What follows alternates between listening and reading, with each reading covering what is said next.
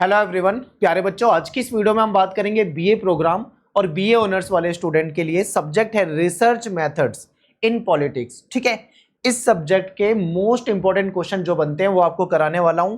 One shot video है, यानी एक ही वीडियो में सारे इंपॉर्टेंट क्वेश्चन आपके कवर हो जाएंगे और PYQ यानी कि जो प्रीवियस ईयर में आए हुए क्वेश्चन है वो भी आपके इसमें कवर कर दूंगा। ठीक है, तो बहुत ध्यान से आपको ये लेक्चर देखना है और यही एग्जाम में आपके आने वाले हैं क्वेश्चन, क्योंकि हर बार यही क्वेश्चन रिपीट होते हैं।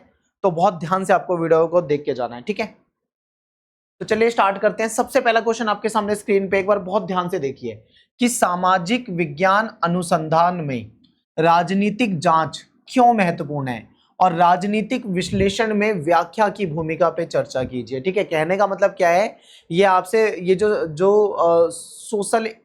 जो सोशल साइंस रिसर्च होती है उसमें जो ये राजनीतिक जांच है, ठीक है, पॉलिटिकल इंक्वायरी, ये क्यों इंपॉर्टेंट है, आपसे ये पूछा हुआ है। तो आपको सीधा सीधा आपकी जो यूनिट फर्स्ट है उसमें आपका ये टॉपिक है राजनीतिक जांच, और ये हमेशा पेपर में पूछा जाता है। ठीक है, तो आपको सीधा सीधा राजनीतिक जांच जो है उसके बारे में बताना है, क्यों इंपॉर्टेंट ये होती है।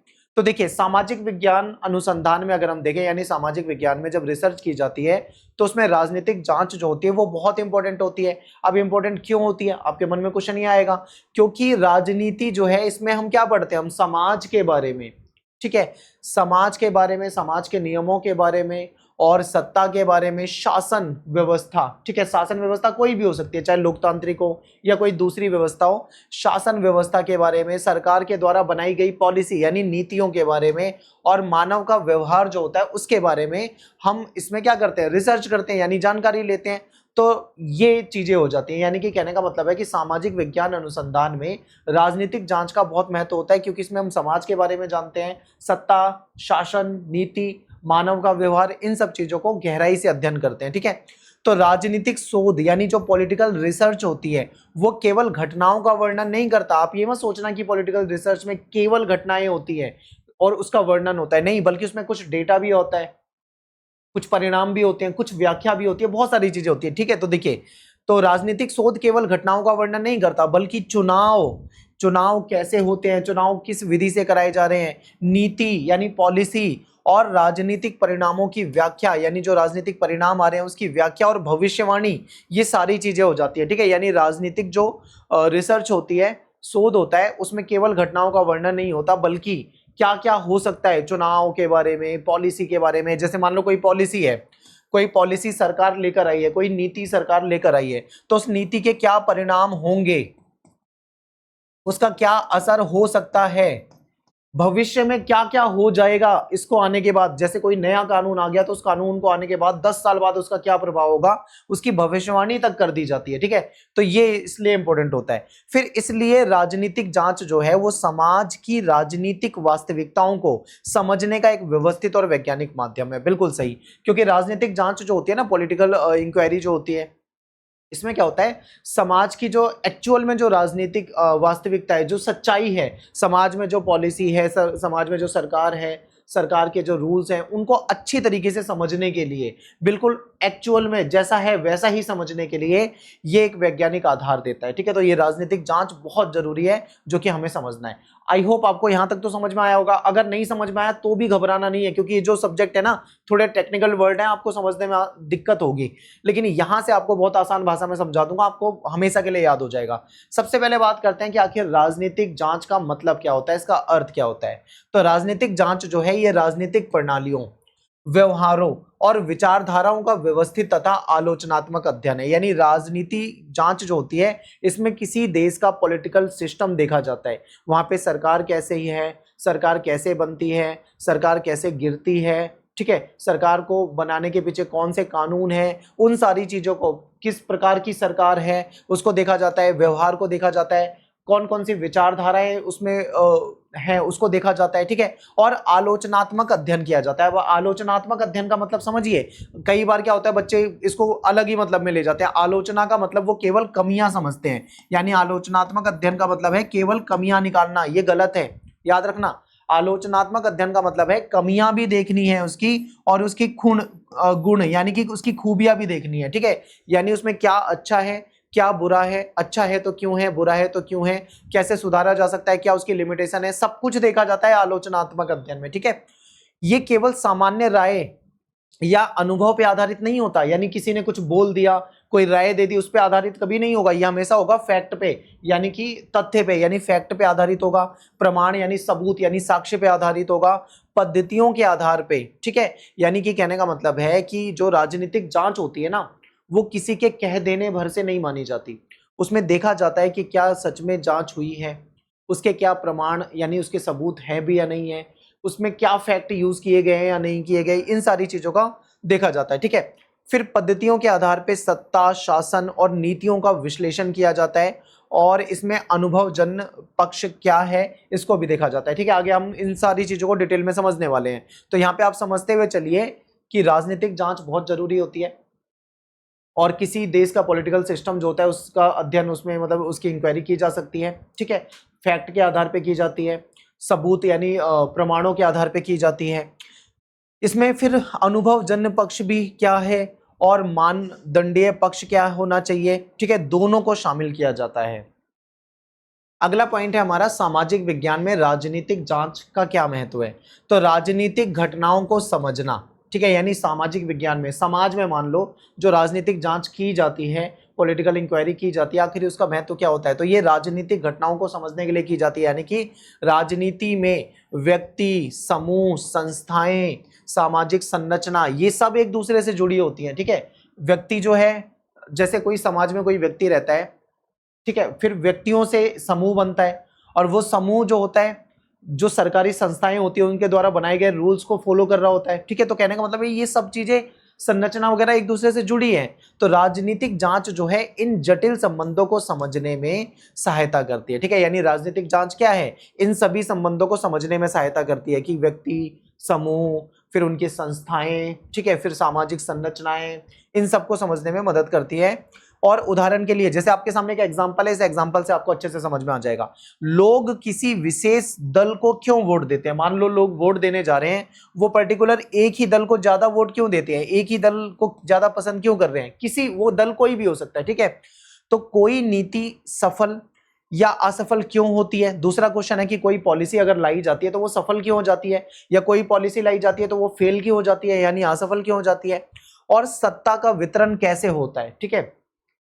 इन प्रश्नों के उत्तर राजनीतिक जांच से ही मिलते हैं, यानी कि कुछ क्वेश्चन ऐसे होते हैं जिनका आंसर आपको राजनीतिक जांच से ही मिलेगा। अगर पॉलिटिकल इंक्वायरी नहीं की जाएगी तो उसके आंसर आपको नहीं मिल सकते हैं। तो इसलिए पॉलिटिकल इंक्वायरी यानी राजनीतिक जांच बहुत जरूरी होती है।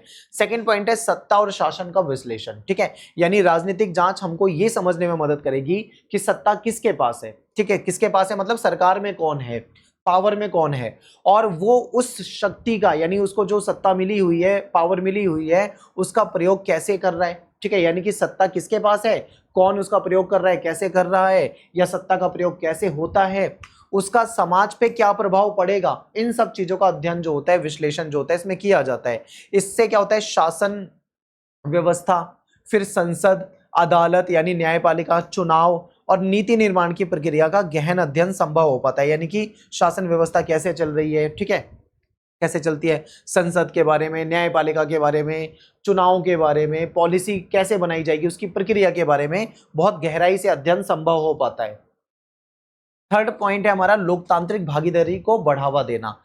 शोध विधि यानी ये जो रिसर्च के जो तरीके होते हैं, शोध करने के जो तरीके होते हैं, विधि होती है, इसका ज्ञान जो है वो विद्यार्थियों और नागरिकों को राजनीतिक प्रक्रियाओं से आलोचनात्मक रूप से जुड़ने में सक्षम बनाता है, ठीक है। अगर मान लो आप स्टूडेंट हो, वैसे तो आप हो ही स्टूडेंट, आप स्टूडेंट हो और आपको शोध की विधि ही नहीं पता है, शोध के बारे में यानी रिसर्च के बारे में नहीं पता है, तो आप कैसे अपने आप को कहोगे कि मैं किसी पॉलिटिकल प्रक्रिया को अच्छे से जानता हूं या उसको समझ पाता हूं, नहीं हो पाएगा ना।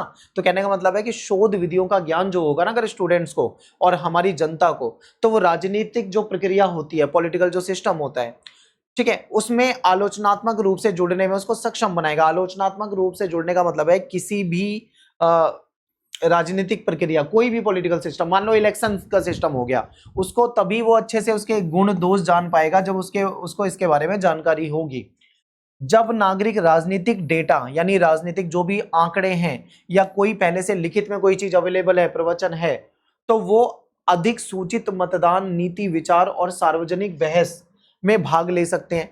इससे लोकतंत्र मजबूत होता है। अब सोचो, नागरिकों के पास यानी जनता के पास पहले से पॉलिटिकल डेटा है, ठीक है, राजनीतिक जानकारियां हैं, तो वो क्या करेगा, उसको पढ़ सकता है, समझ सकता है, तो कहीं ना कहीं वो अच्छे तरीके से मतदान कर पाएगा, चीजों को समझ पाएगा, ठीक है, इन पे विचार कर पाएगा, और इससे कहीं ना कहीं लोकतंत्र मजबूत होता है। लोकतंत्र के लिए तो ये सही है, बाकी व्यवस्था के लिए सही नहीं हो सकता, लेकिन लोकतंत्र के लिए ये चीज सही होता है, इससे लोकतंत्र मजबूत होता है। नेक्स्ट है नीति विकास और आलोचना। राजनीतिक जांच जो होती है ना, इससे पॉलिसी निर्माण में भी सहायक होती है, यानी ये राजनीतिक जांच की वजह से इसके कारण अच्छे से पॉलिसी बन पाती है, यानी पॉलिसी के निर्माण में भी मदद करती है। इसके द्वारा क्या होता है, जैसे मान लो पुरानी कोई नीति है, यानी पहले से मान लो कोई सरकार की पॉलिसी थी, उसका मूल्यांकन हो जाता है कि वो सही थी या गलत थी, ये पता लग जाता है। फिर उसका प्रभाव का अध्ययन, यानी इस पॉलिसी का क्या प्रभाव पड़ा, क्योंकि कोई भी सरकार अगर पॉलिसी लेकर आती है, कोई भी कानून मान लो बनाती है, तो सरकार उसके कुछ उद्देश्य रखती है ना, कि अगर हम ये लेकर आएंगे तो इससे ये हो जाएगा, या इसके ये बेनिफिट होंगे। सरकार के पास कोई ना कोई ऑब्जेक्टिव होता है, तो उसके प्रभाव का अध्ययन, यानी उनका अध्ययन किया जाता है कि क्या ये सफल हुई या नहीं हुई, और अगर उसमें सुधार के सुझाव दिए जा सकते हैं, अगर लगता है कि कोई कमी है तो उसमें सुधार के सुझाव भी दिए जा सकते हैं। अभिलेखीय शोध, यानी जो पहले से लिखित में अवेलेबल होता है, ये हमको एक ऐतिहासिक संदर्भ भी देता है, यानी पहले से कोई अगर हमारे पास मान लो कोई शोध है, कोई रिसर्च है, लिखित में है, तो एक ऐतिहासिक संदर्भ है, क्योंकि पहले लिखी गई होगी, तो उससे भी हमको बहुत ज्यादा हेल्प मिल जाती है। फिर जबकि निर्वंश विज्ञान जैसे अध्ययन ये बताते हैं कि नीतियां जो होती है जमीन स्तर पर लोगों को कैसे प्रभावित करती है, ठीक है। तो यहाँ पे हमने क्या समझा, राजनीतिक जांच को समझा कि वो कितनी इंपॉर्टेंट है, पुरानी पॉलिसी का भी उसमें मूल्यांकन हो जाता है, ठीक है, नई पॉलिसी बनाने में भी सहायता करती है। निर्वंश विज्ञान, अब ये निर्वंश विज्ञान क्या होता है, इसमें क्या होता है, मानव, ठीक है, निर्वंश मतलब मानव के बारे में बातें चल रही है, मानव, उसका समाज, उसकी संस्कृति, उसका रहन सहन, उसके बारे में बहुत गहराई से अध्ययन किया जाता है, ठीक है, तो इसी को निर्वंश विज्ञान कहा जाता है। तो निर्वंश विज्ञान क्या बताता है, इसका अध्ययन अगर करोगे तो आपको पता लगेगा कि जमीनी स्तर पे लोगों को ये कैसे प्रभावित करती है, ठीक है। पांचवा पॉइंट है सिद्धांत निर्माण में योगदान। मान लो कोई सिद्धांत बनाना है, कोई भी सिद्धांत बनाना है, ठीक है, तो उसमें भी योगदान करता है। यानी राजनीतिक जांच जो होती है पुराने सिद्धांतों की जांच करती है, यानी जो पुराने सिद्धांत चले आ रहे हैं वो सही हैं या गलत हैं, इसकी जांच करती है। सुधार और नए सिद्धांतों के निर्माण में भी सहायता करती है, यानी अगर पुराने सिद्धांत में कोई कमी है तो उसमें सुधार में सहायता करेगी। अगर लगता है कि कुछ नया बनाना है तो उसके लिए भी हेल्प करती है। मात्रात्मक शोध, दो तरीके के शोध है, मात्रात्मक और गुणात्मक। मात्रात्मक जो है ये संख्या को दर्शाता है, यानी मान लो कोई शोध है, कोई रिसर्च है, उसमें अगर नंबर्स में बात चल रही है, जैसे मान लो 40% लोगों ने इस बार मतदान किया या 70% लोगों ने इस बार मतदान नहीं किया, कुछ भी, मतलब जब संख्या में डेटा आता है हमारे सामने तो उसको मात्रात्मक शोध के रूप में हम जानते हैं, ठीक है। गुणात्मक जो उसकी क्वालिटी, उसकी विशेषता को बताता हूं, तो मात्रात्मक शोध जो है मतदाता व्यवहार जैसे विषय को आंकड़े के माध्यम से समझाता है, ठीक है। जैसे कहा जाता है कि इस बार 40% युवा मतदान करते नजर आए, पिछले साल 30% युवाओं ने मतदान किया था, यानी युवाओं में मतदान के प्रति रुझान बढ़ा है। तो हम ऐसे आंकड़े देखते हैं ना, तो ये ऐसे ही हो पाता है। या हम देखते हैं चुनाव से पहले, आपने देखा होगा एग्जिट पोल आते हैं कि भाई इतने % वोट इसको मिल जाएंगे, इतनी सीटें इसको मिल जाएंगी, उतनी सीटें उसको मिल जाएंगी। तो ये क्या होता है, ये आंकड़े होते हैं। तो ये मात्रात्मक शोध में ही हमें आंकड़े मिलते हैं, ठीक है, यानी न्यूमेरिकल्स मिलते हैं। जबकि गुणात्मक शोध उनके पीछे की जो सांस्कृतिक और सामाजिक कारण है उसको स्पष्ट करता है, ठीक है, इसमें विशेषताएं होती हैं गुणात्मक में। नेक्स्ट है राजनीतिक विश्लेषण में व्याख्या की भूमिका। राजनीतिक विश्लेषण में व्याख्या की भूमिका अत्यंत महत्वपूर्ण है, क्योंकि राजनीतिक घटनाएं जो होती है ना, वो आंकड़ों से पूरी तरीके से समझाई नहीं जा सकती। कोई भी पॉलिटिकल जो घटना है उसको कभी भी आंकड़ों से पूरी तरीके से नहीं समझाया जा सकता, ठीक है, उसमें कहीं ना कहीं वर्णन करना पड़ेगा, ठीक है, वर्णन करना पड़ेगा। यानी व्याख्या हमको बताती है कि कोई घटना क्यों हुई, उसके पीछे कौन से सामाजिक, आर्थिक और सांस्कृतिक वैचारिक कारण थे। अब जैसे मान लो हमारे देश में न्यायपालिका है, न्यायपालिका के अधिकार हैं। अब न्यायपालिका के अधिकार क्या हैं, या मान लो प्राइम मिनिस्टर है, प्राइम मिनिस्टर की क्या शक्तियां हैं, तो उसको हमें वर्णन करके बताना पड़ेगा ना कि प्राइम मिनिस्टर के पास ये शक्ति है, प्राइम मिनिस्टर ये कर सकते हैं, प्राइम मिनिस्टर वो कर सकते हैं, प्राइम मिनिस्टर ये नहीं कर सकते हैं। ये वर्णन करके ही तो बताना पड़ेगा, उसको आंकड़ों में थोड़ी बता दोगे, 2 4 5 6 गिनती में लिख के थोड़ी बता पाओगे। तो वही चीज यहाँ पे बता रखी है।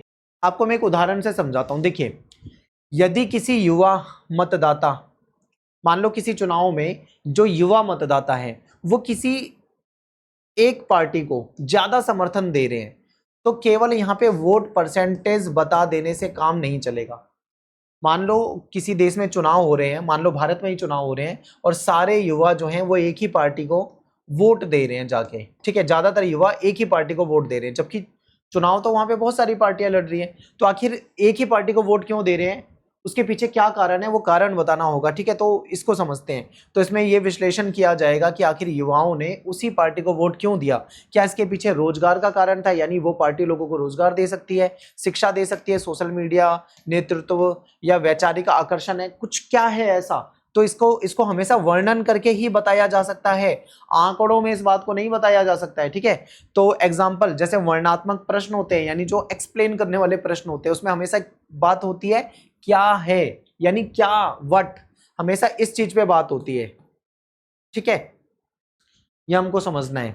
जैसे कि चुनाव का, भारत में चुनाव की प्रक्रिया क्या है, इसका वर्णन ही होगा, ठीक है। न्यायपालिका की शक्तियां क्या हैं, उसका भी आप वर्णन करके ही बताओगे। तो ये सब वर्णन वाले प्रश्न होते हैं। दूसरी तरफ है व्याख्यात्मक प्रश्न। इसमें क्यों की बात होती है, यानी वाई, इस पे बात चल रही होगी, वाई। अगर न्यायपालिका के पास इतनी शक्तियां हैं तो शक्तियां क्यों हैं। अगर भारत देश में राष्ट्रपति से ज्यादा शक्ति प्रधानमंत्री के पास है, तो प्रधानमंत्री के पास वो शक्ति क्यों है, ठीक है। यानी यहाँ पे क्यों पे बात होती है और इसको समझाने का प्रयास किया जाता है। तो व्याख्या जो होती है ना, वो राजनीतिक भाषा, भाषण, मीडिया, विचारधाराओं को समझने में बहुत ज्यादा हेल्पफुल होती है। इसके बाद ये क्वेश्चन हो गया। अब लास्ट में आपको निष्कर्ष बताना है कि सामाजिक विज्ञान अनुसंधान में राजनीतिक जांच जो होती है वो बहुत जरूरी होती है, क्योंकि इसमें हम सत्ता के बारे में, शासन के बारे में, नीति के बारे में, राजनीतिक व्यवहार को वैज्ञानिक तरीके से, आलोचनात्मक तरीके से, उसके अंदर क्या सही है क्या गलत है, इन सब चीजों को समझने में हमें इससे मदद मिलती है, ठीक है। और लोकतांत्रिक व्यवस्था में तो ये बहुत ज्यादा जरूरी है। तो यही चीजें आपको यहाँ पे बता देना था। तो पहला क्वेश्चन है बहुत डिटेल में समझाया है, आई होप आपको समझ में आया होगा। अगले क्वेश्चन पे चलते हैं। अब दूसरा जो क्वेश्चन है वो है मात्रात्मक दृष्टिकोण में ज्ञान मीमांसीय बहस का वर्णन कीजिए, ठीक है। अब ये देखो, ये फिलॉसफी जो दर्शन शास्त्र होता है उसका शब्द है ज्ञान मीमांसीय, ठीक है। अब इसका क्या मतलब होता है। मात्रात्मक दृष्टिकोण आप जानते ही हो, मैंने अभी गुणात्मक और मात्रात्मक बताया। मात्रात्मक में जहां पे बात संख्या की चल रही हो, ठीक है, यानी डेटा की बात चल रही हो, आंकड़ों की बात चल रही हो। ज्ञान मीमांसीय बहस, इसको समझ लो। थोड़ा सा ये टेक्निकल वर्ड है, मैं आपको ज्यादा डिटेल में नहीं ले जाऊंगा वरना आप उलझोगे। आसान भाषा में समझाने की कोशिश करता हूं। ज्ञान मीमांसीय बहस, ज्ञान मीमांसीय बहस का मतलब क्या होता है कि जब बहुत बड़े बड़े विद्वानों में कौन, रिसर्चर यानी रिसर्च करने वाले, ठीक है, फिलोसोफर यानी कि जो दर्शन शास्त्री हैं, जब बड़े बड़े दर्शन शास्त्री, बड़े बड़े फिलोसोफर किसी एक मुद्दे पर, किसी एक टॉपिक पर बहस करते हैं कि ये सही नहीं है, ये सही नहीं है, ये गलत है, वो गलत है।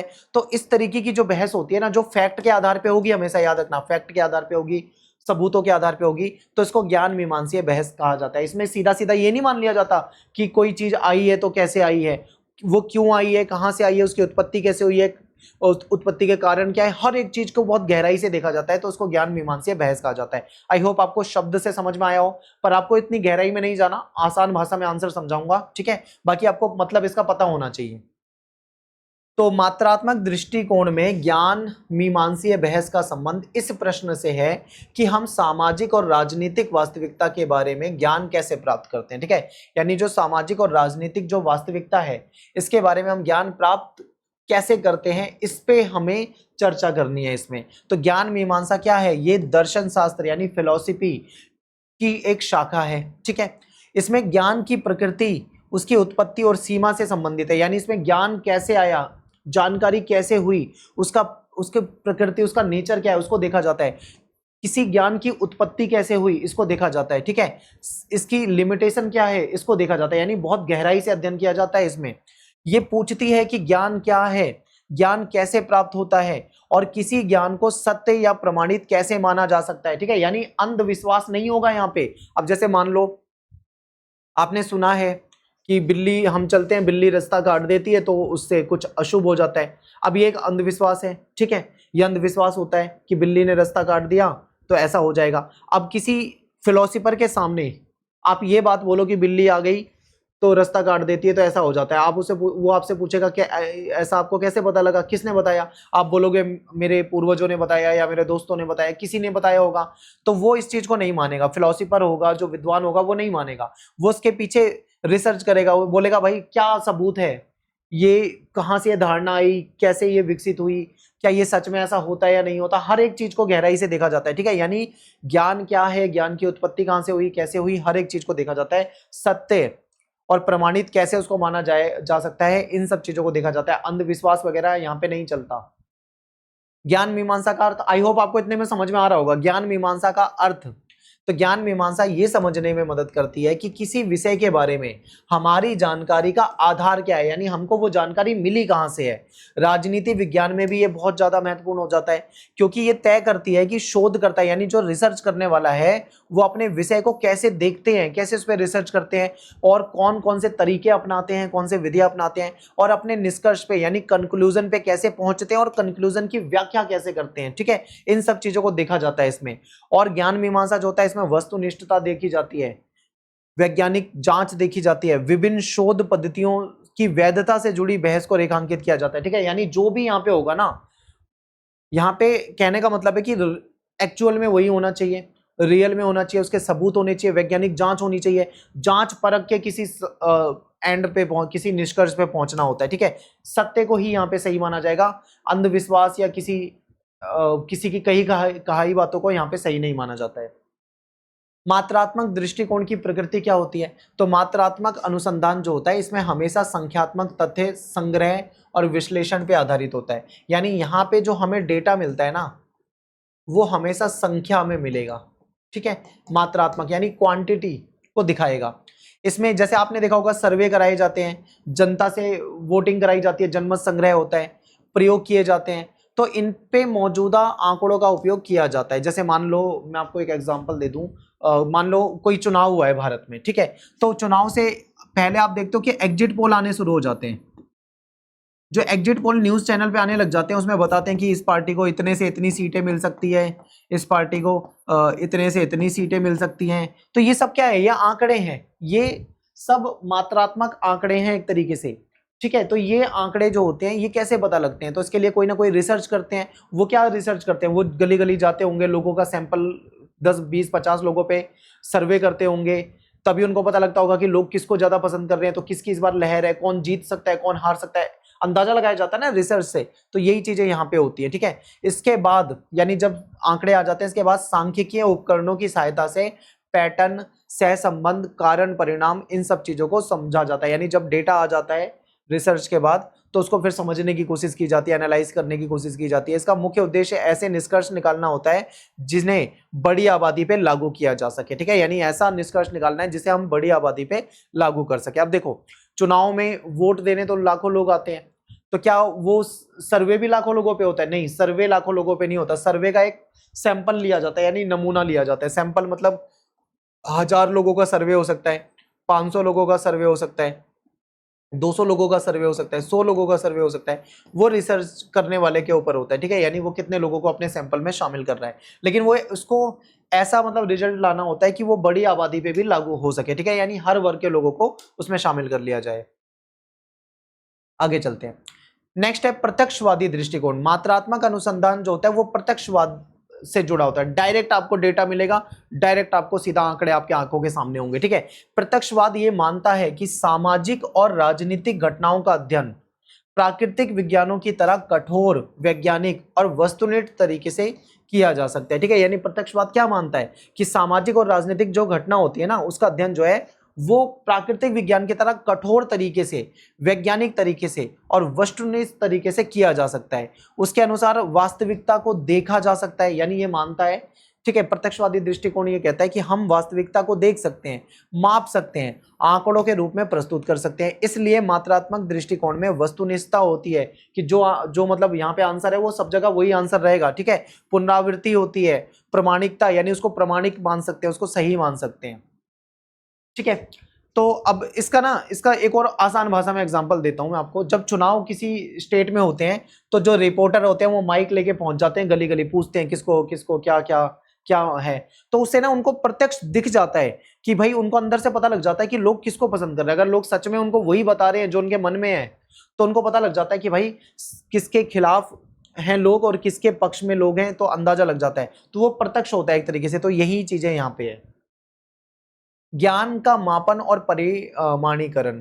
तो मात्रात्मक दृष्टिकोण की ज्ञान मीमांसीय मान्यता ये है कि ज्ञान को मापा जा सकता है, उसको उसको परिमाणित किया जा सकता है। ठीक है, उदाहरण के लिए मतदाता का व्यवहार यानी वोटर का व्यवहार, उसको भांपा जा सकता है, क्योंकि जो रिपोर्टर होते हैं वो भांप लेते हैं कि किसकी सरकार बन सकती है। वो बातें करते हैं ना, जब गली गली घूमते हैं 10 20 50 लोगों से 100 लोगों से बातें करते हैं, वो भांप लेते हैं, यानी मतदाता के व्यवहार को समझ लेते हैं। जनमत यानी जनता का क्या मत है, जनता क्या चाह रही है, उसको समझ लेते हैं। राजनीतिक भागीदारी या सरकार पर जनता के विश्वास को सर्वेक्षण और आंकड़ों के माध्यम से मापा जा सकता है। यानी देखते हैं ना कि कई बार मान लो किसी स्टेट में कोई सरकार 15 साल तक लगातार आ जाए तो एंटी इनकम्बेंसी हो जाती है, कई बार लोग मतलब उस सरकार के खिलाफ हो जाते हैं, उसकी नीतियों के खिलाफ हो जाते हैं, तो आंकड़ों के माध्यम से भी पता लग जाता है कि सरकार के लोग पक्ष में है या नहीं है।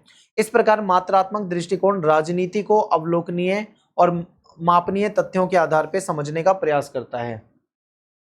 नेक्स्ट है सामान्यकरण की प्रवृत्ति, यानी मात्रात्मक पद्धति का एक प्रमुख लक्ष्य जो होता है वो होता है सामान्यकरण, यानी किसी बड़े नमूने पर अध्ययन किया जाता है और उसके आधार पे व्यापक समाज या आबादी के बारे में निष्कर्ष निकाल लिया जाता है। ये मैंने आपको थोड़ी देर पहले बताया था। नमूने का मतलब यहाँ पे सैंपल है। ठीक है, देखो जैसे मान लो कोई रिसर्च की जाती है, कोई मतलब सर्वे किया जाता है, तो एक क्या किया जाता है, किसी बड़े नमूने यानी मान लो 1000 लोगों का एक नमूना ले लिया, यानी 1000 लोगों पे एक सैंपल कर लिया, एक सर्वे कर लिया।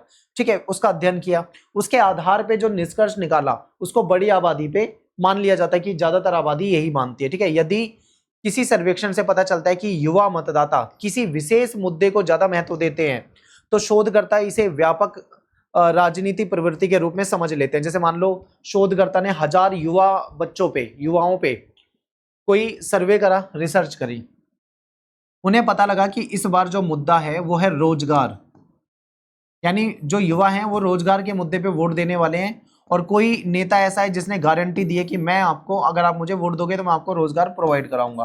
तो हो सकता है उनको, शोधकर्ता को पता लग जाए कि भाई रोजगार जनता को चाहिए और ये खाली एक ही पार्टी है जो रोजगार की बात कर रही है, तो जनता का झुकाव उधर हो सकता है। यानी 1000 लोगों पे सर्वे कराए लेकिन उसी को वो बड़ी आबादी का सर्वे भी मान सकते हैं, यानी व्यापक राजनीतिक प्रवृत्ति के रूप में भी उसको देख सकते हैं।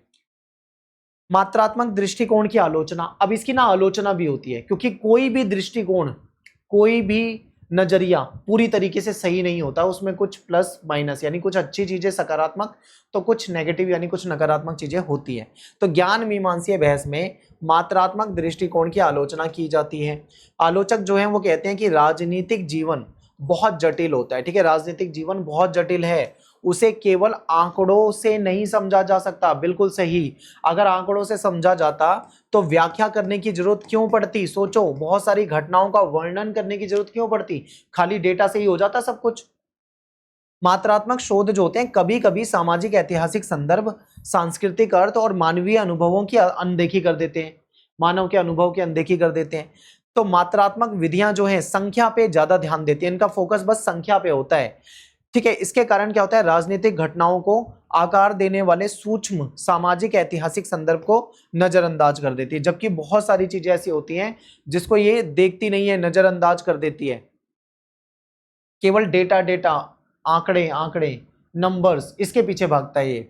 फिर अति सरलीकरण की समस्या, मात्रात्मक दृष्टिकोण की एक और समस्या ये है कि जटिल राजनीतिक वास्तविकता, यानी जो जटिल, जो एक मतलब एक कठिन समस्या है, मतलब एक राजनीति की एक कठिन समस्या है, इसको बिल्कुल सिंपल बना देती है ये आंकड़े के माध्यम से। जैसे लोकतंत्र हो गया, विश्वास हो गया, भ्रष्टाचार हो गया, राजनीतिक भागीदारी हो गया, ये बहुत जटिल विचार हैं, इसको संख्याओं में बदलना कठिन होता है, संख्याओं में नहीं बदल सकते। भ्रष्टाचार के बारे में बताना है तो भ्रष्टाचार कहाँ हुआ, कैसे हुआ, किस घटना से हुआ, घटना भी तो बतानी पड़ेगी, या आप ये बोल दोगे 1000 करोड़ का घोटाला हुआ, बस इतने से काम चल जाएगा? नहीं, घोटाला किसने करा, कैसे करा, कहां से करा, कहां पे लूप होल था, सारी चीजों को वर्णन करना पड़ेगा। केवल ऐसे आसानी से इसका सरलीकरण नहीं किया जा सकता है। फिर है गुणात्मक दृष्टिकोण, अब इसको समझिए, गुणात्मक दृष्टिकोण से इसकी बहस हुई है, क्योंकि मात्रात्मक दृष्टिकोण जो है ना, इसके विपरीत जो गुणात्मक दृष्टिकोण है ये मानता है कि ज्ञान जो होता है केवल संख्या से नहीं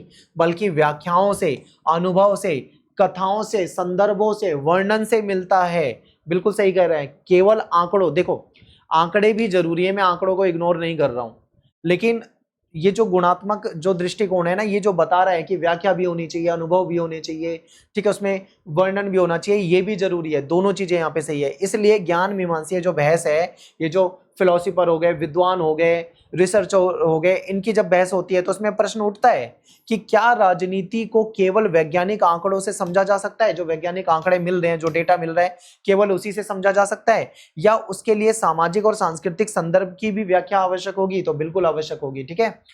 फिर विधियों का एकीकरण, आजकल तो ऐसा माना जाता है कि मात्रात्मक विधि जो है ये भी अच्छी है, कुछ विद्वान कहते हैं कि गुणात्मक विधि है ये भी अच्छी है, यानी कुछ विद्वान कहते हैं दोनों विधियां अच्छी हैं। तो ऐसे में दोनों दृष्टिकोण को मिला दो, यानी मात्रात्मक जो आंकड़े आ रहे हैं उसको भी ले लो, वर्णनात्मक जो है उसको भी ले लो, दोनों को मिला के अधिक संतुलित और व्यापक ज्ञान प्राप्त किया जा सकता है। कुछ विद्वान ऐसा मानते हैं, ठीक है। मात्रात्मक विधियां जो होती है राजनीतिक घटनाओं का दायरा और पैमाना बताएंगी, गुणात्मक विधियां जो होंगी वो अनुभव बताएंगी, कारण बताएंगी, अर्थ बताएंगी, ठीक है। यानी दोनों को अगर साथ ले आएंगे तो इससे क्या होगा, अच्छा डेटा मिल पाएगा, लोग अच्छे से समझ पाएंगे। तो इसी को कहा जाता है विधियों का एकीकरण, यानी दो अलग अलग विधि है उसको एकीकरण कर दिया, ठीक है। लास्ट में जाके एंड में आपको निष्कर्ष बताना है, यानी मात्रात्मक दृष्टिकोण में ज्ञान मीमांसीय बहस इस बात पे केंद्रित है कि राजनीतिक ज्ञान जो है उसको किस प्रकार प्राप्त किया गया है और किस प्रकार से उसको प्रमाणित किया जाए। यह दृष्टिकोण संख्या के द्वारा, मापन के द्वारा वस्तुनिष्ठता, सामान्यीकरण पर ज्यादा बल देता है, ठीक है। इसकी शक्ति यह है कि राजनीतिक घटनाओं को व्यवस्थित और वैज्ञानिक तरीके से समझने में मदद मिलती है, क्योंकि हर एक चीज को वैज्ञानिक तरीके से समझा जाता है, व्यवस्थित तरीके से समझा जाता है। लेकिन इसकी कुछ सीमा भी होती है, कुछ कमियां भी होती है, क्योंकि कभी कभी राजनीतिक जीवन इतना जटिल होता है कि उसको आंकड़ों में समझ पाना मुश्किल होता है, कहीं ना कहीं उसका गुणात्मक पक्ष भी हमको देखना होता है, ठीक है। तो यही चीजें हमको यहाँ पे समझनी थी। अब बात करेंगे क्वेश्चन नंबर 3 की, तीसरा क्वेश्चन, अनुसंधान करने में साहित्य समीक्षा के महत्व पे चर्चा कीजिए, ठीक है। यानी जब रिसर्च की जाती है तो जो पहले से अवेलेबल जो लिटरेचर होता है, लिटरेचर रिव्यू होता है, उसका क्या महत्व होता है, इसके बारे में चर्चा कीजिए। तो ये क्वेश्चन जो है ना, ये शुरू के 2 क्वेश्चनों से ज्यादा इजी है, बहुत आसान है, ठीक है। चलिए देखते हैं। साहित्य समीक्षा क्या है, ये किसी भी शोध कार्य का एक अनिवार्य भाग होता है। कोई भी अगर रिसर्च की जाती है तो उसमें साहित्य समीक्षा कंपलसरी होती है, ठीक है। इसका मतलब क्या है, इसका मतलब, इसका अर्थ है कि किसी विषय पर पहले से उपलब्ध पुस्तक या पहले से कोई शोध पत्र या कोई रिसर्च है, कोई आर्टिकल उसके ऊपर अगर पहले से अवेलेबल है, कोई रिपोर्ट अवेलेबल है, ठीक है, अन्य स्रोतों का अध्ययन करना। मान लो अगर आपको कोई रिसर्च के लिए टॉपिक मिला है, ठीक है, कोई भी टॉपिक मिला है, मान लो आप ये आपको एक टॉपिक मिला है कि जो हमारे स्टूडेंट होते हैं वो 8वीं में या 10वीं में या 12वीं, 8वीं 10वीं तक स्कूल क्यों छोड़ देते हैं। यानी हमारे, मान लो मैं आपको एक टॉपिक देता हूं कि आप ये पता कीजिए कि बच्चे 8वीं 9वीं में स्कूल क्यों छोड़ देते हैं, आगे की पढ़ाई क्यों नहीं करते, यानी ड्रॉप क्यों कर देते हैं। तो आप क्या करोगे, आपको पहले से उस पर जो लिटरेचर अवेलेबल होगा आपको पहले वो पढ़ना पड़ेगा, ठीक है। यानी इंटरनेट पे जाओ, कोई आर्टिकल मिल जाए, कोई मैगजीन मिल जाए, कोई अखबार मिल जाए, न्यूज़पेपर मिल जाए, कोई कटिंग मिल जाए, कोई किताब मिल जाए, कोई रिसर्च मिल जाए, उससे रिलेटेड जो जानकारी पहले से अवेलेबल है आपको उसको देखना पड़ेगा। उसी को क्या कहा जाता है, उसको साहित्य समीक्षा कहा जाता है। यानी पहले से जो उस पर अवेलेबल है उसकी समीक्षा करना, ठीक है। उससे आपको बहुत हद तक जानकारी हो जाएगी कि क्यों ऐसा होता है। उसके बाद जो कमियां आपको लगेगी उस पर आप रिसर्च कर सकते हो, ठीक है। यानी साहित्य समीक्षा शोध के लिए मंच तैयार कर देता है, आपको पहले से ही सारी चीजें जानकारी दे देगा। और शोध करता है यानी रिसर्चर जो है उसको ये समझने में सहायता देती है कि उसके विषय पर पहले क्या काम हो चुका है। आपको ये भी पता लग जाएगा कि इस विषय पे, इस टॉपिक पे पहले से क्या क्या रिसर्च हो चुकी है, उसके क्या क्या रिजल्ट आए हैं, क्या क्या परिणाम आए हैं, ठीक है। शोध का संदर्भ स्थापित करना, साहित्य समीक्षा शोध को एक उचित संदर्भ देती है। साहित्य समीक्षा जो होती है वो क्या करती है, शोध को एक उचित संदर्भ देती है, यानी एक सही दिशा देती है। ये बताती है कि किसी विषय पे पहले से कौन कौन से विचार, कौन कौन से सिद्धांत, कौन कौन से निष्कर्ष आ चुके हैं। यानी मान लो जो टॉपिक आपका है कि बच्चे ड्रॉप आउट क्यों कर देते हैं स्कूल 12वीं तक, या फिर आगे की पढ़ाई क्यों नहीं करते हैं, तो आपको पता लग जाएगा कि इस विषय पे कौन कौन से विचार आ चुके हैं, विद्वानों ने क्या क्या इस पे लिखा है, कौन कौन से सिद्धांत है, क्या इसके निष्कर्ष निकले हैं। साहित्य समीक्षा जो होता है शोधकर्ता को ये समझने में मदद करती है कि पहले क्या कहा गया है, कहाँ पे कमियां हैं, क्या कमियां थी, क्या कहा गया है, और आपका शोध कैसे उसमें योगदान दे सकता है। अगर मान लो आपने रिसर्च करी, आपको ज्यादातर सारे क्वेश्चन आपके मन में होंगे, उनका जवाब मिल जाएगा पहले की रिसर्च से, लेकिन कोई तो ऐसा क्वेश्चन होगा ना जो आपको लगेगा कि हाँ यार इसमें ये तो कमी है, मुझे इसको तो ढूंढना है, यानी मैं अपनी रिसर्च में इस चीज को ढूंढूंगा जो पहले से किसी ने नहीं ढूंढी है, वरना सेम चीज थोड़ी आप ढूंढते फिरोगे। तो ये इंपॉर्टेंट यहाँ पे हो जाती है। तो आप कैसे योगदान दे सकते हो उस रिसर्च को और कैसे बढ़ा सकते हो, ये देखा जाएगा। अब आपके सामने एक उदाहरण है, मान लो उदाहरण ये वाला उदाहरण ले लेते हैं। यदि कोई शोधकर्ता, मान लो कोई रिसर्चर है, मान लीजिए आप हो, राजनीतिक अभियानों पर सोशल मीडिया के प्रभाव का अध्ययन करता है, यानी आप मान लो रिसर्चर हो, आप रिसर्च करने जा रहे हो, आपको एक टॉपिक मिला हुआ है कि जो राजनीतिक अभियान है, ठीक है, उस पर सोशल मीडिया का आज के समय में क्या प्रभाव पड़ता है उसका अध्ययन करना है। तो उसे मीडिया प्रभाव, मतदाता व्यवहार और डिजिटल राजनीति पर उपलब्ध जितना भी लिटरेचर होगा उसका अध्ययन करना पड़ेगा, आपको पहले से वो चीज पढ़नी पड़ेगी, तभी तो आप जाके शोध करोगे। पता लगे आपने वही शोध कर दिया जो पहले से अवेलेबल है, तो फिर क्या उस रिसर्च का फायदा हुआ। फिर शोध अंतराल की पहचान करना, गैप, ये समझना है आपको। साहित्य समीक्षा का बड़ा महत्व है कि इससे शोधकर्ता यानी जो रिसर्च करने वाला है उसको ये पता चल जाता है कि पहले के अध्ययन में कौन कौन से क्षेत्र अधूरे रह गए हैं। सबसे इंपॉर्टेंट इसका मतलब ही यही था, इसको करने का मेन पर्पज ही यही है कि जो पहले से अवेलेबल है वो आपको पता लग जाए और कहाँ पे कमी रह गई है, यानी कौन सी चीज अधूरी रह गई है, उस कमी को ही आपको पहचानना होता है। ठीक है, इन्हीं अधूरे क्षेत्रों को शोध अंतराल कहा जाता है। इसको क्या कहा जाता है, शोध अंतराल कहा जाता है। शोधकर्ता जो होते हैं इन कमियों को पहचान कर अपने शोध को नया और उपयोगी बना सकता है। ठीक है, यानी शोधकर्ता क्या करेगा, इन कमियों को पहचानेगा कि कहां कहां पे क्या कमी रह गई है और अपने शोध को नया बनाएगा और बेहतरीन बनाएगा। सैद्धांतिक रूपरेखा तैयार करना, यानी एक ब्लूप्रिंट तैयार करना। ठीक है, इसको हिंदी में बोलते हैं खाका तैयार करना, खाका। यानी साहित्य समीक्षा शोध की सैद्धांतिक आधारशिला तैयार कर देती है कि क्या सिद्धांत रहेंगे, कैसे उसकी शोध करना है। ठीक है, उसका ब्लूप्रिंट पहले से तैयार होगा। जैसे मान लो हम कोई घर बनवाते हैं, मकान बनवाते हैं, तो पहले हम उसका नक्शा बना लेते हैं ना कि भाई यहाँ पे किचन होगा, यहाँ पे कमरा होगा, यहाँ पे ड्राइंग रूम होगा, यहाँ वॉशरूम होगा, हम पहले से ही मतलब डिसाइड कर लेते हैं नक्शे में। तो वैसे ही शोध करने से पहले भी एक सैद्धांतिक ढांचा चाहिए, तभी तो आपकी रिसर्च सही चलेगी, वरना कुछ भी आता जाएगा, कुछ भी लिखते जाओ, काम तो होना नहीं है उसमें। फिर मौजूदा शोध की समीक्षा करके शोधकर्ता ये समझता है कि राजनीतिक घटनाओं को समझने के लिए किन सिद्धांतों का प्रयोग किया गया है, पहले से किन सिद्धांतों का प्रयोग किया गया है। शोध समस्या को स्पष्ट करना, साहित्य समीक्षा जो है शोध समस्या को स्पष्ट और केंद्रित बनाने में मदद करती है। शुरुआत में क्या होता है, शोध विषय बहुत व्यापक हो सकता है, यानी जो रिसर्च का विषय है वो बहुत बड़ा हो सकता है, लेकिन साहित्य समीक्षा के बाद शोधकर्ता उसे सीमित और व्यवस्थित बना सकता है। बिल्कुल सही है, 100% सही। अब मान लो आपको कोई टॉपिक मिला है रिसर्च के लिए, तो आपके लिए वो बहुत बड़ा टॉपिक होगा कि भाई कितनी सारे क्वेश्चन आएंगे, कितनी सारी चीजें उसके बारे में जानकारी निकलनी है। लेकिन जब आप साहित्य समीक्षा कर लोगे, पहले से अवेलेबल लिटरेचर, आर्टिकल, किताबें, न्यूज़पेपर, रिसर्च, जो भी आपको मिल रहा है, आप उन सब चीजों को पढ़ लोगे तो आपके 80-70% क्वेश्चन तो वहीं पे सॉल्व हो जाएंगे। अब आपके सामने बहुत छोटी सी चीजें रह जाएगी, यानी आपका शोध जो है वो व्यवस्थित भी हो जाएगा और सीमित भी हो जाएगा, लिमिटेड हो जाएगा। एग्जाम्पल है जैसे लोकतंत्र जैसे बड़े विषय के स्थान पर संघर्ष के बाद के समाज में, ठीक है, लोकतांत्रिक मूल्यों को बढ़ावा देने वाले युवाओं की भूमिका जैसा केंद्रित विषय बनाया जा सकता है। जैसे लोकतंत्र क्या है, अगर एक शब्द दे दिया मैंने लोकतंत्र, तो लोकतंत्र मैं बोलूं लोकतंत्र पे रिसर्च करो, तो ये बहुत बड़ा टॉपिक है। लोकतंत्र में इतनी चीजें लिखोगे, अगर आप 10 पेज भी लिखोगे ना तो भी कम पड़ जाएगा। ठीक है, 20 पेज भी कोई लिखना चाहे तो लोकतंत्र पे लिख सकता है, बहुत बड़ा टॉपिक है अपने आप में। लेकिन जब अगर मैं इसको ये बोल दूं कि संघर्ष के बाद भी समाज में लोकतांत्रिक मूल्यों को बढ़ावा देने वाले युवाओं की भूमिका बताओ, तो ये अपने आप ही सीमित हो जाएगा टॉपिक। फिर आप केवल युवाओं की भूमिका बताओगे कैसे, मतलब वो उसको लोकतांत्रिक मूल्यों को बढ़ावा दे रहे हैं, यानी लिमिटेड किया जा सकता है। ठीक है, अगला पॉइंट देखते हैं, पद्धति के चयन में सहायता। यानी साहित्य समीक्षा जो होती है हमको ये बताती है कि पहले के शोधकर्ताओं ने अपने अध्ययन में कौन कौन सी विधि अपनाई थी, कौन से तरीके अपनाए थे, क्योंकि शोध के रिसर्च के बहुत सारे तरीके होते हैं। तो इससे शोधकर्ता को अपनी पद्धति चुनने में सहायता मिलेगी। अगर उसे लगेगा कि भाई ये वाला तरीका तो किसी दूसरे ने अपना रखा है, मुझे ये तरीके में नहीं जाना, मुझे तो दूसरे तरीके में जाना है भाई, तो वो दूसरे तरीके को अपना सकता है, ये भी आसानी हो जाती है। साहित्य समीक्षा जो होती है शोधकर्ता को ये दिखाती है कि दूसरों ने शोध विधियों का प्रयोग कैसे किया है, यानी जो तरीके थे, मेथोलॉजी थी, उसको कैसे यूज किया है, उनके आधार पर वो अपनी पद्धति को बेहतर भी बना सकता है। शोध प्रश्न बनाने में सहायता, अच्छे शोध प्रश्न तैयार करने में साहित्य समीक्षा बहुत ज्यादा इंपॉर्टेंट होती है। अगर अच्छे शोध प्रश्न तैयार करने हैं तो साहित्य समीक्षा बहुत जरूरी है, ठीक है। जब शोधकर्ता उपलब्ध साहित्य का अध्ययन करेगा तो उसे ये समझ में आता है कि किन प्रश्नों का उत्तर पहले से दिए जा चुके हैं, तो वो उन क्वेश्चन को रिमूव कर देगा, और किन प्रश्नों पे अभी शोध की आवश्यकता है वो उन्हीं क्वेश्चन को रखेगा ना जिस पे आवश्यकता है, जिसका आंसर है उसको क्यों रखेगा उसमें। तो अच्छे शोध प्रश्नों को स्पष्ट केंद्रित उत्तर देने योग्य भी बनाया जाता है, ठीक है। फिर स्रोतों और उद्धरणों की समझ। तो साहित्य समीक्षा जो होती है इसमें शोधकर्ता को जो स्रोत हैं, पहले से जो सोर्स अवेलेबल हैं, जो कोटेशन है, उद्धरण है, उसका भी सही उपयोग बताएगी।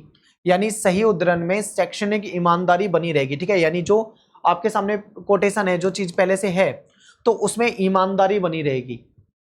ईमानदारी का मतलब क्या होता है आपको आगे समझाऊंगा। साहित्यिक चोरी से बचा जा सकता है। अब ईमानदारी का मतलब क्या है, जैसे मान लो किसी टॉपिक पे आप रिसर्च कर रहे हो, उसी टॉपिक पे पहले से किसी ने रिसर्च कर रखी है, अब उसने पहले से सारी चीजें लिख रखी है, अब आपने क्या करा, यहां से कॉपी करा और यहां पे आके पेस्ट कर दिया। तो रिसर्च पहले से अवेलेबल थी, आपने क्या करा, बस उसको टेप दिया, कॉपी कर दिया।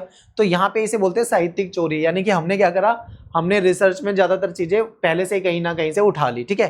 तो स्रोत और उद्धरण अकादमिक अखंडता, पारदर्शिता, सत्यापन, ज्ञान निर्माण की भी आधारशिला होती है।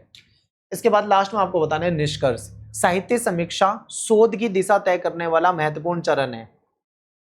अगर आप साहित्य समीक्षा को पढ़े बिना शोध करने निकल जाओगे तो बहुत समस्याओं का सामना करना पड़ेगा।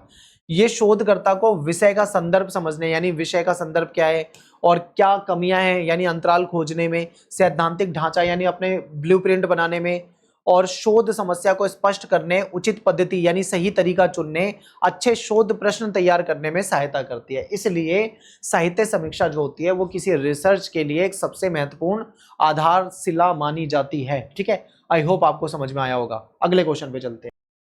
एक बार क्वेश्चन नंबर 4 देखिए। ये पहले वाले क्वेश्चन में सबसे ज्यादा इजी क्वेश्चन जो है ये है, यानी एक प्रभावी शोध अभिकल्प के आवश्यक तत्व क्या है, यानी जो एक मतलब एक इफेक्टिव रिसर्च डिजाइन है, उसमें मेन जो एलिमेंट्स होते हैं, जो तत्व होते हैं वो क्या होते हैं, ये हमको देखना है। और ये जो रिसर्च जो डिजाइन है इसके मॉडल की सहायता से आपको समझाना है। तो मैं आपको कंप्लीट आसान भाषा में समझाऊंगा, बहुत ध्यान से देखना है। तो देखिए, शोध अभिकल्प यानी किसी भी शोध कार्य की योजना, ठीक है। यानी जब हम कोई रिसर्च करने जाते हैं, कोई शोध करने जाते हैं, तो हम उसके लिए बनाते हैं पूरी प्लानिंग, इसको योजना कहा जाता है। यही हमारा है शोध का डिजाइन, ठीक है, यानी शोध अभिकल्प।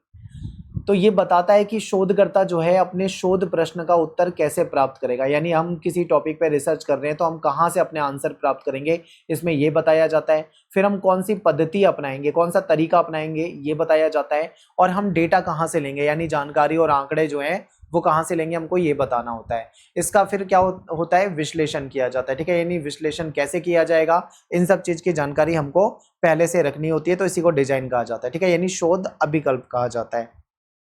शोध को एक व्यवस्थित प्रक्रिया बताया गया है, ठीक है, जिसमें क्या होता है, जिसमें शोध जो है इसमें कई चीजें होती है। यानी व्यवस्थित प्रक्रिया का मतलब है केवल एक ही चीज से काम नहीं चलने वाला, बहुत सारे स्टेप्स होते हैं। जैसे कि सबसे पहले समस्या की पहचान करनी है, फिर जब समस्या की पहचान हो जाएगी तो फिर हमको साहित्य समीक्षा करनी है, यानी कि हम जो भी लिटरेचर अवेलेबल है उससे रिलेटेड उसको पढ़ना है। फिर शोध प्रश्न तैयार करने हैं, यानी क्वेश्चन तैयार करने हैं। फिर हमें पद्धति का चयन करना है, यानी हम कौन सी पद्धति का इस्तेमाल करेंगे, डेटा संग्रह, डेटा का विश्लेषण कैसे करेंगे, रिपोर्टिंग कैसे करनी है, ये सारे स्टेप्स होते हैं, ठीक है। तो ये सारे के सारे स्टेप जो हैं एक व्यवस्थित क्रम में होते हैं, यानी सबसे पहले समस्या का पहचान होगा, उसके बाद साहित्य समीक्षा होगी। ऐसा नहीं होगा कि आप सीधा डेटा विश्लेषण करने शुरू कर दोगे, डेटा तभी आएगा ना जब आप पहले से ये सारे स्टेप फॉलो करोगे। तो ये पूरा व्यवस्थित होता है। अब शोध अभिकल्प का अर्थ क्या होता है, यानी इसका मतलब होता है नक्शा। नक्शे का मतलब यहाँ पे डिजाइन से है, ठीक है। यानी शोध अभिकल्प को शोध का नक्शा कहा जाता है। यानी जैसे भवन निर्माण से पहले, घर बनाने से पहले नक्शा बनवाया जाता है, ऐसे ही शोध को शुरू करने से पहले उसकी पूरी योजना बनाई जाती है, प्लानिंग बनाई जाती है। इसी को हम शोध अभिकल्प या फिर रिसर्च डिजाइन कहते हैं, ठीक है। फिर प्रभावी शोध अभिकल्प, यानी एक बेहतरीन शोध अभिकल्प जो होगा वो शोध को क्या करेगा, सही दिशा देगा। वो सुनिश्चित करेगा कि शोध व्यवस्थित हो, विश्वसनीय हो, उद्देश्यपूर्ण हो, ठीक है, रिलायबल हो, सही हो, फिर प्रभावी शोध अभिकल्प की के आवश्यक तत्व क्या हैं, क्या क्या चीज़ें उसमें होनी चाहिए। तो सबसे पहले हमको करना है शोध समस्या की पहचान, यानी जो रिसर्च करता होता है उसको स्पष्ट करना होगा कि वो किस समस्या या किस विषय पे रिसर्च करना चाहता है। पहले तो समस्या की पहचान करनी होगी। फिर शोध समस्या तैयार करने की शुरुआत राजनीतिक दुनिया के अवलोकन से होती है, ठीक है। यानी अब हमारे सामने मान लो समस्या है, हमने समस्या को पहचान कर लिया, तो उसके बाद फिर हम देखेंगे राजनीतिक दुनिया में कि कैसे ही वो चीज़ें हैं। यानी शोधकर्ता देखता है कि कौन सी घटना उसे उलझन में डालती है, ठीक है, किन घटनाओं के बारे में उसको ज़्यादा रिसर्च करनी है, वो सारी चीज़ें हमें पहले ही समझनी पड़ेंगी। फिर हम क्वेश्चन तैयार करेंगे, यानी शोध प्रश्न का निर्माण करना। शोध समस्या के बाद शोध प्रश्न बनाए जाते हैं। अब हमें समस्या पता लग गई है, तो अब हमें वो क्वेश्चन डिसाइड करने की कौन कौन से क्वेश्चन को हमें अपने रिसर्च में डालने हैं, ठीक है। यानी अच्छे शोध प्रश्न जो होंगे वो स्पष्ट होंगे, सीमित होंगे, यानी लिमिटेड प्रश्न होंगे, और उत्तर देने योग्य होंगे, यानी ऐसे क्वेश्चन तैयार करने हैं जिसका आंसर दिया जा सके। एग्जाम्पल के लिए जैसे युवा मतदाता हैं, यानी युवा जो हैं उन पे सोशल मीडिया का क्या प्रभाव पड़ता है, ठीक है। तो ये क्वेश्चन हो सकता है, ऐसा प्रश्न शोध को निश्चित दिशा देता है।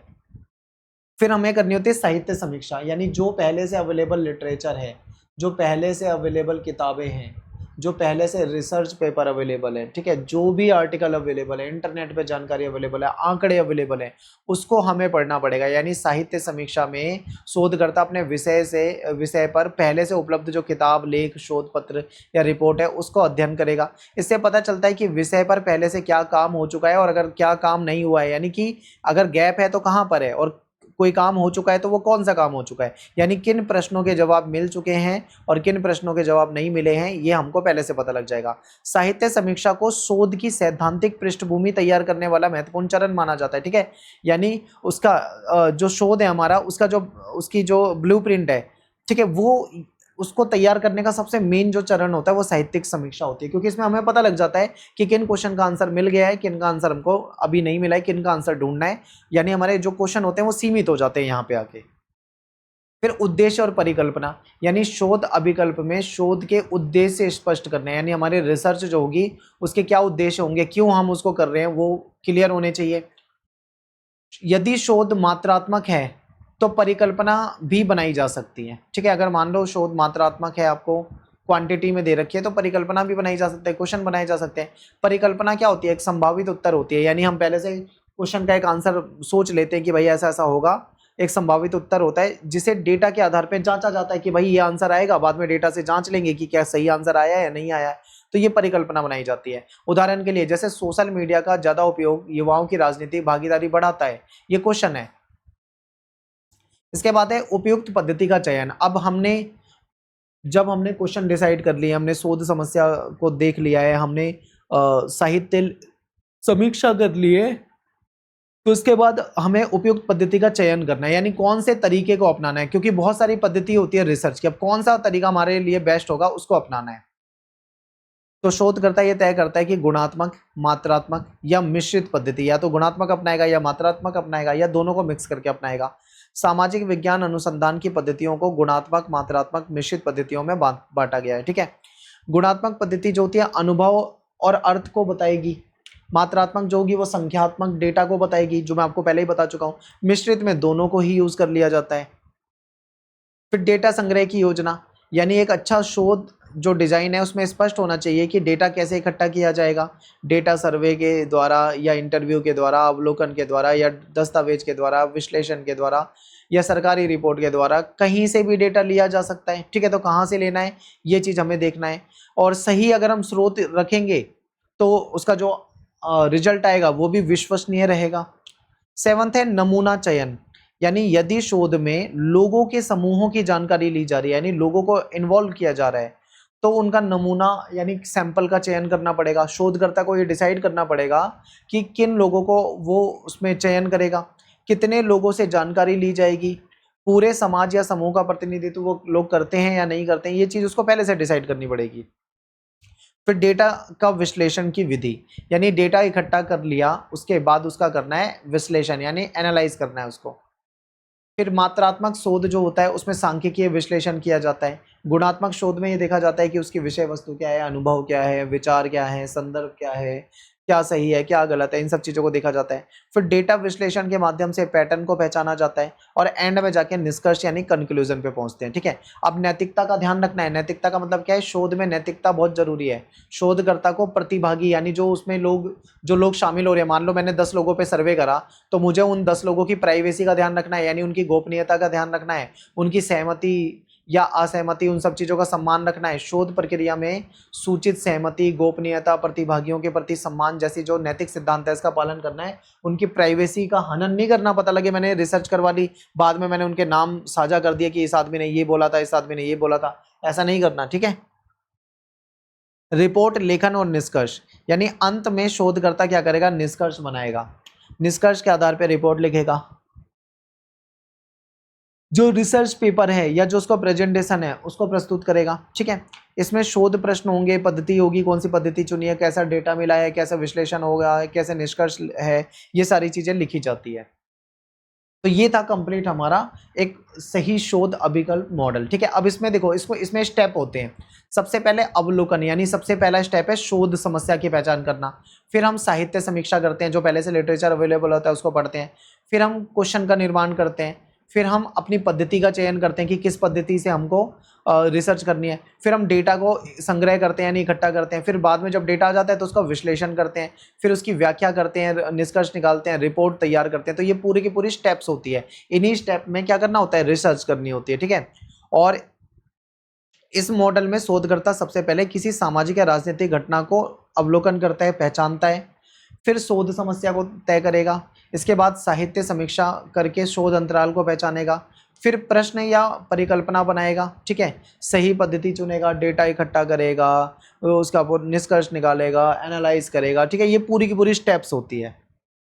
आपको एक एग्जांपल से समझा देता हूँ। मान लो यदि कोई विषय है आपका रिसर्च का, मान लीजिए आपने रिसर्च करी है, आपको टॉपिक मिला है कि युवा जो हैं उनकी राजनीतिक भागीदारी पर सोशल मीडिया का क्या प्रभाव है, तो आपको इस पर रिसर्च करने को मिला है। तो आप क्या करोगे, आप ये करोगे कि पहले शोधकर्ता जो युवा हैं उनकी जो राजनीति और सोशल मीडिया है उनका जो हैंडल है उसको नज़र रखोगे, अवलोकन करोगे। फिर शोध समस्या तय करोगे। ठीक है, यानी जो सोशल मीडिया है ये युवाओं की राजनीतिक सोच को कैसे प्रभावित कर रहा है, ये क्वेश्चन लेकर आओगे। फिर साहित्य समीक्षा करोगे, पहले से कोई अवेलेबल है कंटेंट तो उसको पढ़ोगे, शोध प्रश्न बनाओगे। ठीक है, सोशल मीडिया जो है वो युवाओं की मतदान रुचि को बढ़ाता है या नहीं बढ़ाता है, या उसका कोई असर ही नहीं पड़ता है। फिर सर्वे करोगे, यानी लोगों से जानकारी इकट्ठा करोगे, युवाओं से डेटा इकट्ठा करोगे, विश्लेषण करोगे, निष्कर्ष निकालोगे, फिर आपको फाइनल रिसर्च पेपर बनेगा। ठीक है, तो ये पूरे के पूरे स्टेप जो होते हैं ये फॉलो करने होते हैं।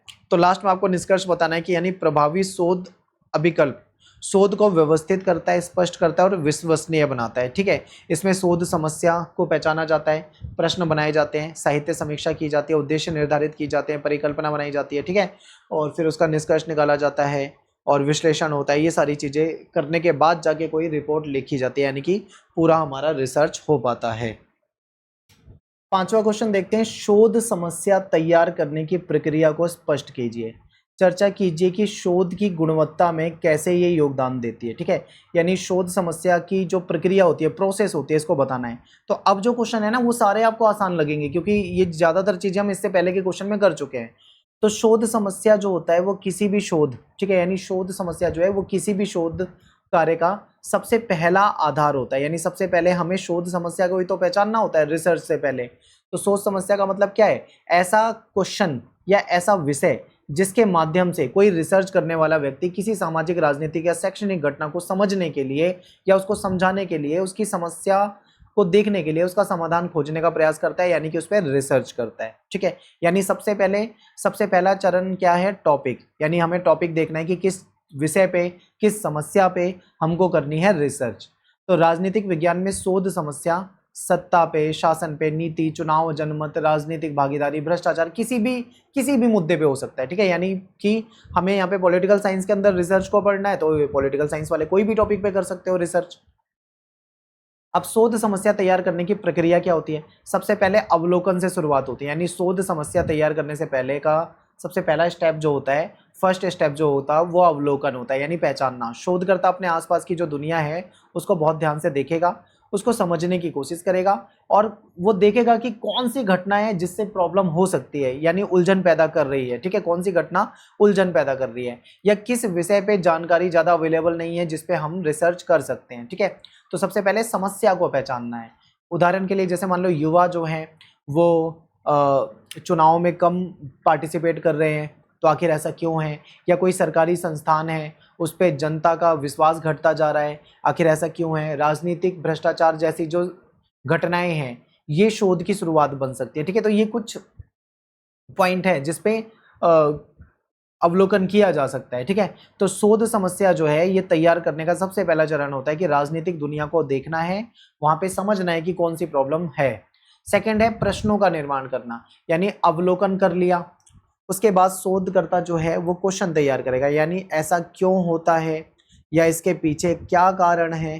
ठीक है, ऐसे प्रश्न पूछेगा जैसे भ्रष्टाचार क्यों होता है, भ्रष्टाचार के पीछे क्या कारण है, भ्रष्टाचार सरकार क्यों करती है, भ्रष्टाचार के पीछे कौन कौन लगे हुए हैं। तो ऐसे क्वेश्चन तैयार करेगा, यानी इसे बोलते हैं प्रश्न पूछना, जो सही शोध को दिशा दे पाएगा। ठीक है, बिना प्रश्न के कोई रिसर्च तो हो ही नहीं सकती।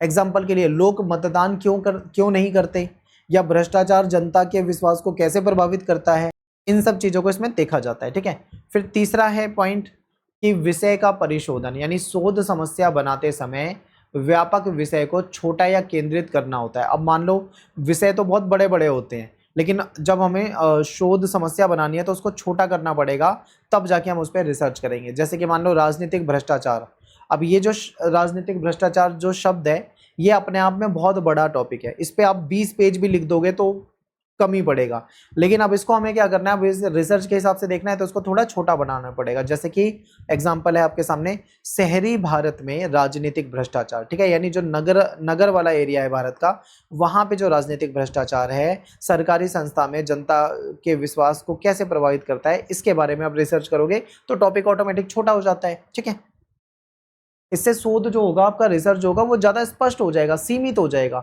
व्यवस्थित हो जाएगा। फिर साहित्य समीक्षा की जाती है, ये हम ऑलरेडी कर चुके हैं पूरा का पूरा क्वेश्चन, यानी जो पहले से आपके रिसर्च टॉपिक से रिलेटेड जो चीज़ें पहले से अवेलेबल है, कोई किताब है, कोई लेख है, कोई रिपोर्ट है, कोई न्यूज़पेपर है, कोई कुछ भी है, मतलब उससे तो उसका आपको अध्ययन करना है। उससे आपको क्या पता लगेगा कि किन चीज़ों पर रिसर्च हो चुकी है और किन चीज़ों पर रिसर्च होनी अभी बाकी है, यानी शोध अंतराल पहचान लोगे। फिर शोध प्रश्न तैयार किए जाएंगे, उसके उद्देश्य बनाए जाएंगे, परिकल्पना बनाई जाएगी। ठीक है, यानी जब समस्या क्लियर हो गई है तो शोधकर्ता मुख्य शोध प्रश्न को, उसके उद्देश्य तय करेगा, और शोध प्रश्न बताते हैं कि शोध जो है किस चीज़ का उत्तर खोजेगा। पहले से ही पता लग जाता है कि इस रिसर्च के बाद हमें क्या क्या आंसर मिल जाएंगे, किन किन क्वेश्चन को हम जान जाएंगे। ठीक है, तो ये पहले से पता होता है। फिर उपयुक्त पद्धति और स्रोतों का चयन, यानी अब जब उसने सब कुछ डिसाइड कर लिया है कि भाई क्वेश्चन भी बन चुके हैं, तो फिर वो तरीका अपनाएगा, या तो गुणात्मक पद्धति, या मात्रात्मक पद्धति, या मिश्रित पद्धति, कोई भी पद्धति जो उसको सही लगती है उसको अपना सकता है। शोध की गुणवत्ता में योगदान क्या देते हैं ये, तो ये शोध को सही दिशा देते हैं, यानी अच्छी शोध समस्या शोधकर्ता को बताती है कि उसे किस विषय पर ध्यान देना है। ठीक है, इससे शोध आपका भटकेगा नहीं, इसका उद्देश्य स्पष्ट रहेगा। फिर समय और संसाधनों की बचत होती है, यानी शोध समस्या स्पष्ट और सीमित हो तो अनावश्यक सामग्री, गलत स्रोत और बहुत व्यापक अध्ययन से बचा जा सकता है। तीसरा है उपयुक्त पद्धति चुनने में सहायता मिलती है। ठीक है, यानी शोध समस्या ही तय करती है कि शोध में सर्वेक्षण, साक्षात्कार, मतलब हमें क्या क्या पद्धति लेनी है, यानी इंटरव्यू लेना है, सर्वे करना है, या कोई दस्तावेज है उसका विश्लेषण करना है, या सांख्यिकीय पद्धति का प्रयोग करना है। ठीक है, क्या करना है, ये चीज़ हमें सहायता करती है। निष्कर्षों की विश्वसनीयता बढ़ती है, यानी स्पष्ट समस्या के आधार पर इकट्ठा किया गया जो डेटा है वो ज़्यादा सही होगा, सटीक होगा, इसके शोध परिणाम भी भरोसेमंद होंगे। ठीक है, यानी सबूत पे आधारित होंगे। फिर नया ज्ञान विकसित होता है। अच्छी शोध समस्या पहले से उपलब्ध ज्ञान में कमी को पहचानती है, यानी मान लो कोई रिसर्च का टॉपिक है, उस पर पहले से जो चीज़ें अवेलेबल है उसमें कमी को पहचानती है कि क्या कमी है, उसी कमी को पूरा करने के लिए रिसर्च को और ज़्यादा डिटेल में किया जाता है। ठीक है, तो यहाँ पे अपना ये टॉपिक खत्म हो जाता है, सिंपल क्वेश्चन था। निष्कर्ष आपको बताना है कि शोध समस्या तैयार करना शोध प्रक्रिया का सबसे पहला और केंद्रीय, यानी सबसे मेन चरण होता है। ठीक है, इसमें हम अवलोकन करते हैं, समस्या को देखते हैं, क्वेश्चन बनाते हैं और विषय सिलेक्ट करते हैं, साहित्य समीक्षा करते हैं, शोध प्रश्न तैयार करते हैं, परिकल्पना तैयार करते हैं और पद्धति अपनाते हैं, ठीक है, फिर जाके हम क्या करते हैं, रिसर्च करते हैं। इसके बाद जो हमारी जो रिसर्च होती है वो व्यवस्थित होगी, प्रासंगिक, रेलिवेंस होगी, विश्वसनीय होगी, लोग उस पर विश्वास कर सकेंगे, ठीक है। ये चीज़ें आपको बतानी थी। अगला क्वेश्चन है कि राजनीति विज्ञान अनुसंधान की अनुभवजन्य पद्धति की व्याख्या कीजिए। ये जो आपका अनुभवजन्य मेथड होता है, ठीक है, तो इस मेथड के बारे में आपको इसमें बताना है। तो चलिए अनुभवजन्य पद्धति यानी इस मेथड को समझते हैं। राजनीतिक विज्ञान में अनुभवजन्य पद्धति जो है ये एक शोध की पद्धति है, यानी ये रिसर्च का एक तरीका है। अब इसमें क्या होता है, इसमें जो राजनीतिक घटना होती है इसको, राजनीतिक घटनाओं को, व्यवहारों को, संस्थाओं का जो अध्ययन होता है वो फैक्ट के आधार पे यानी तथ्य के आधार पे, प्रमाण यानी सबूतों के आधार पे, अवलोकन के आधार पे, ठीक है, सर्वे के आधार पे, आंकड़ों के आधार पे किया जाता है। तो इसमें केवल विचारों या अनुमानों पे निर्भर नहीं होना पड़ता, बल्कि जो वास्तविक जीवन में प्रमाण प्राप्त है उसके आधार पे निष्कर्ष निकाले जाते हैं, ठीक है। यानी कि कहने का मतलब है कि प्रॉपर सबूत चाहिए, प्रॉपर इस पे फैक्ट होने चाहिए, तभी जाके सर्वे होना चाहिए, तब जाके इस मेथड से कोई रिसर्च की जाती है। जैसे कि मान लो किसी गांव में सूखा पड़ गया है, ठीक है, वहाँ की सरकार उनकी मदद नहीं कर पा रही, सूखा पड़ गया है, वहाँ पे नदी सूख रही है। अब कोई आदमी चाहेगा इस पे रिसर्च करना, तो उसको क्या करना पड़ेगा, उसको वहाँ पे जाना पड़ेगा, जाके देखना पड़ेगा आखिर वहाँ पे कौन सी नदी है, वहाँ पे पानी कब से नहीं आ रहा है, ठीक है, उसके फैक्ट इकट्ठे करने पड़ेंगे, प्रमाण सबूत इकट्ठे करने पड़ेंगे, उसकी फ़ोटो खींचनी पड़ेगी, उस पर उसके वीडियोस बनानी पड़ेगी, मतलब बहुत सारी चीज़ें होगी, अवलोकन करना पड़ेगा, कारण जानने पड़ेंगे, सर्वे करना पड़ेगा, लोगों से बात करनी पड़ेगी, तो पूरे आंकड़े इकट्ठे किए जाएंगे। तो ये क्या होगा, ये वहाँ पे खुद जाकर किया जाएगा, तो इसको क्या कहा जाएगा, इसको अनुभवजन्य कहा जाता है, ठीक है। इसमें केवल विचारों या अनुमानों पर निर्भर नहीं रहना पड़ता, बल्कि वास्तविक जीवन से जो सबूत मिलते हैं, प्रमाण मिलते हैं, उसके आधार पर निष्कर्ष निकाले जाते हैं, ठीक है। राजनीतिक विज्ञान के अध्ययन में अनुभवजन्य पद्धति को सबसे ज्यादा इंपॉर्टेंट माना गया है, क्योंकि ये बताता है कि मतदाता व्यवहार, पार्टी वरीयता, जनमत और राजनीतिक भागीदारी जैसे जो विषय हैं इसको तथ्यात्मक आधार पे समझने में ये मदद करता है, ठीक है। यानी ये जो हमारी अनुभवजन्य पद्धति है इसको इसमें बहुत इंपॉर्टेंट माना गया है, क्योंकि जो मतदाता व्यवहार होता है, उसकी पार्टी की वरीयता होती है, और जो जनता का जो मत होता है वो राजनीतिक भागीदारी जैसे विषय को समझने के लिए एक महत्वपूर्ण आधार बनाता है। अनुभवजन्य पद्धति का अर्थ क्या होता है, इसका मतलब है कि इसमें जो रिसर्च होगी वो डायरेक्ट अनुभव के आधार पे, अवलोकन के आधार पे, ठीक है, प्रमाणों पे आधारित होगी, सबूतों पे आधारित होगी, जाकर खुद से रिसर्च करनी होगी, खुद देखना पड़ेगा, खुद अनुभव करना पड़ेगा। तो राजनीति विज्ञान में इसका प्रयोग जानने के लिए ये जानने के लिए प्रयोग किया जाता है कि लोग राजनीति में व्यवहार कैसा करते हैं, ठीक है, लोगों के व्यवहार को समझना है, वो किस आधार पे मतदान करते हैं, किस नीति के प्रति जनता की राय क्या है, सरकार की कौन सी पॉलिसी जनता को पसंद है, या राजनीतिक संस्थाएं कैसे काम कर रही हैं, इसके बारे में लोगों से पर्सनली पूछना पड़ेगा, उनके अनुभव जानने पड़ेंगे, ठीक है। इसीलिए इसका नाम अनुभवजन्य पद्धति हो गया है। एग्जाम्पल के लिए, यदि शोधकर्ता ये जानना चाहता है कि युवा मतदाता जो है वो किसी विशेष राजनीतिक पार्टी को क्यों समर्थन देते हैं, तो वो सर्वेक्षण करेगा, सर्वे करेगा, लोगों का इंटरव्यू लेगा, आंकड़ों की सहायता से जानकारी इकट्ठा करेगा, ठीक है। तो इसको क्या कहा जाएगा, इसको अनुभवजन्य पद्धति कहा जाएगा। नेक्स्ट है अनुभवजन्य पद्धति की विशेषताएं। तो इसमें इसकी सबसे पहली विशेषता है कि फैक्ट यानी तथ्य जो होते हैं और प्रमाण यानी जो सबूत होते हैं, साक्ष्य होते हैं, एविडेंस होते हैं, इस पे आधारित होता है, ठीक है। इस पद्धति में शोधकर्ता कल्पना या व्यक्तिगत राय से नहीं चलेगा, बल्कि जो वास्तविक फैक्ट आए हैं उसके आधार पे, ठीक है, उसके आधार पे निष्कर्ष निकालेगा। फिर अवलोकन और सर्वेक्षण का प्रयोग, यानी अनुभवजन्य शोध में अवलोकन किया जाता है और प्रश्नावली तैयार की जाती है, सर्वे किया जाता है, साक्षात्कार, सांख्यिकी, आंकड़ों का प्रयोग किया जाता है। इससे क्या होता है, इससे जो रिसर्च होगी वो विश्वसनीय बन जाएगी, व्यवस्थित बन जाएगी।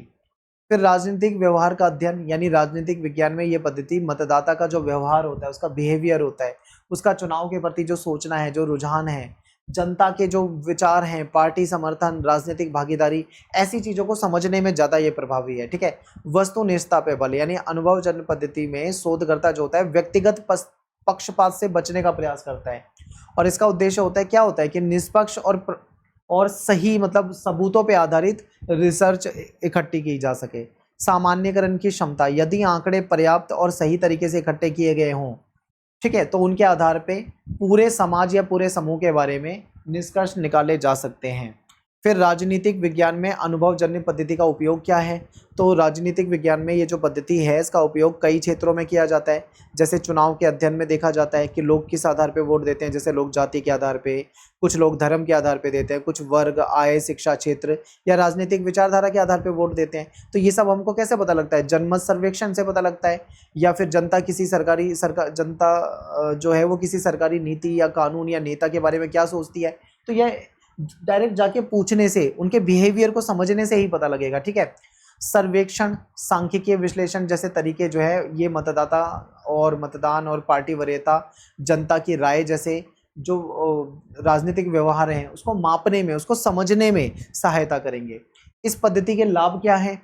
तो इसमें ये शोध को वैज्ञानिक बनाती है, क्योंकि इसमें कोई कल्पना नहीं होती है, कोई रटी रटाई चीज नहीं होती है, ये प्रमाण पे यानी सबूतों पे आधारित होती है। ठीक है, इसलिए क्या है, ये एक वैज्ञानिक पद्धति के रूप में इसको जाना जाता है। फिर ये पॉलिसी निर्माण में सहायक है, यानी जनता की वास्तविक समस्याओं को, उनकी क्या राय है, उनकी राय को, उनकी आवश्यकता को समझकर सरकार क्या कर सकती है, अच्छे से पॉलिसी बना सकती है। फिर भविष्य के रुझानों का अनुमान, यानी चुनावी आंकड़े, जनमत सर्वेक्षण के आधार पे राजनीतिक रुझान और संभावित परिणामों का अनुमान लगाया जा सकता है। फिर है निष्कर्षों की विश्वसनीयता बढ़ती है, यानी क्योंकि आपको पता है ये जो पद्धति है ये सबूतों पे और आंकड़ों पे आधारित होती है, इसलिए इसके जो निष्कर्ष होते हैं ये ज़्यादा विश्वसनीय माने जाते हैं। ठीक है, इसकी सीमाएं क्या हैं, इसकी कमियां क्या हैं? तो अनुभवजन्य पद्धति की कुछ सीमाएं भी हैं। कभी कभी आंकड़े जो होते हैं अधूरे या फिर पक्षपातपूर्ण हो सकते हैं। सभी राजनीतिक भावनाओं, विचारों या सामाजिक संदर्भों को केवल संख्याओं में नहीं समझा जा सकता, हर चीज को संख्या से, आंकड़ों से नहीं समझा जा सकता। अनुभवजन्य कुछ साक्ष्य भी चाहिए होते हैं। ठीक है, कुछ गुणात्मक, कुछ अनुभवजन्य पद्धति का प्रयोग भी जरूरी होता है। लास्ट में आपको निष्कर्ष बताना है कि अनुभवजन्य पद्धति जो है राजनीतिक विज्ञान में, रिसर्च में एक महत्वपूर्ण पद्धति मानी जाती है। ये राजनीतिक घटनाओं को, उनके व्यवहारों को तथ्यों के आधार पे, फैक्ट के आधार पे, प्रमाणों के आधार पे, सबूतों के आधार पे समझने में प्रयास करती है। एक वैज्ञानिक पद्धति मानी जाती है। इसमें वैज्ञानिक तरीके से, निष्पक्ष होकर, ठीक है, व्यवस्थित तरीके से जांच की जाती है। क्वेश्चन नंबर 7 है कि विमर्श विश्लेषण, ठीक है, अंग्रेजी में इसको डिस्कोर्स एनालाइज कहा जाता है। इसके बारे में आपसे पूछा गया है कि ये क्या होता है। फिर गुणात्मक जो शोध करते समय नेतृत्व की विचारधारा को समझने के लिए ये जो मेथड है, ये जो तरीका है, ठीक है, ये एनालाइज जो है, इसके उपलब्ध तकनीकों के बारे में आपको बताना है। तो विमर्श विश्लेषण या डिस्कोर्स एनालाइज जो गुणात्मक शोध की एक महत्वपूर्ण पद्धति होती है। ठीक है, यानी गुणात्मक शोध का ही एक तरीका है। इसे राजनीतिक विज्ञान में इसका जो प्रयोग है ये समझने के लिए किया जाता है कि भाषा, भाषण, राजनीतिक जो पार्ट है, मीडिया है, या जो सार्वजनिक जो वक्तव्य होते हैं, ठीक है, यानी इसमें मेन चीज़ जो कुछ कहा गया होता है, यानी कोई भाषण होता है, ठीक है, या कोई मीडिया के द्वारा कोई कही गई बात है, या कोई सार्वजनिक जो वक्तव्य किया गया है, वो किस प्रकार राजनीतिक वास्तविकता, पहचान और विचारधारा का निर्माण करता है। ठीक है, कैसे वो एक राजनीतिक पहचान बनाता है, कैसे एक विचारधारा का निर्माण करता है। तो जैसे कोई प्रवचन है, प्रवचन विश्लेषण में राजनीतिक पार्ट हो गए, भाषण हो गए, मीडिया का विश्लेषण हो गया, इन सब से पता लगाया जाता है कि भाषा जो है किस प्रकार राजनीतिक वास्तविकता की पहचान और विचारधारा को निर्माण करती है। आसान भाषा में समझाता हूँ, ध्यान से देखिए। विमर्श विश्लेषण केवल शब्दों या वाक्यों का सामान्य अध्ययन नहीं है। इसमें केवल शब्द या वाक्य का अध्ययन नहीं किया जाता, बल्कि ये देखता है कि किस नेता या किस पार्टी के द्वारा, किस संस्था की भाषा में कौन सी विचारधारा छुपी है। ठीक है, ये एक तरीके से आइडियोलॉजी की बात करता है। यानी मान लो कोई नेता है, मान लीजिए हमारे देश के प्राइम मिनिस्टर है मोदी जी। अब मोदी जी कोई भाषण देते हैं तो उनके भाषण में कौन सी विचारधारा को दिखाया जा रहा है, क्या उसके पीछे है, उसके पीछे विचारधारा, आइडियोलॉजी का अध्ययन किया जाता है जो छुपा हुआ होता है। ठीक है, या मान लो कोई दूसरा नेता है, वो कोई भाषण दे रहा है तो उसके भाषण में, उसकी बातों में क्या आइडियोलॉजी है, क्या उसका लॉन्ग टर्म व्यू है, क्या वो मतलब सोच रहा है, उसको, इन चीज़ों को देखा जाता है। यानी छुपी हुई विचारधारा को समझा जाता है।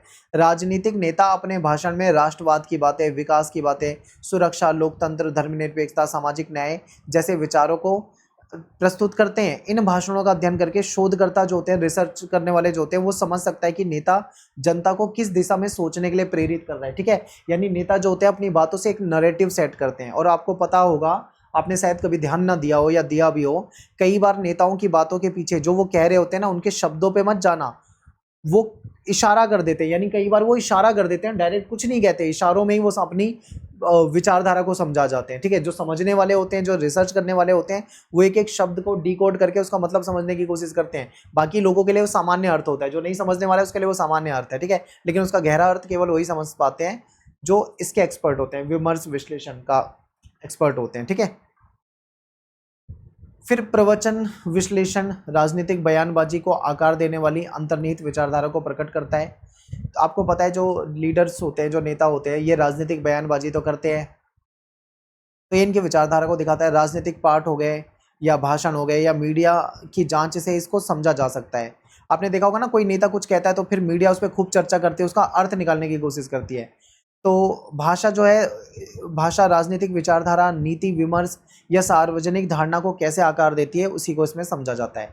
अब बात करते हैं कि नेतृत्व की विचारधारा समझने की तकनीक क्या होती है। तो इसमें भाषण का विश्लेषण किया जाता है, यानी किसी नेता ने कोई भाषण दिया है तो उसको एनालाइज किया जाता है, एक एक चीज़ को बहुत अच्छे से। तो नेतृत्व की विचारधारा समझने के लिए सबसे पहले महत्वपूर्ण तकनीक होती है, नेताओं के भाषण जो है उसको सही से समझो, उसका विश्लेषण करो।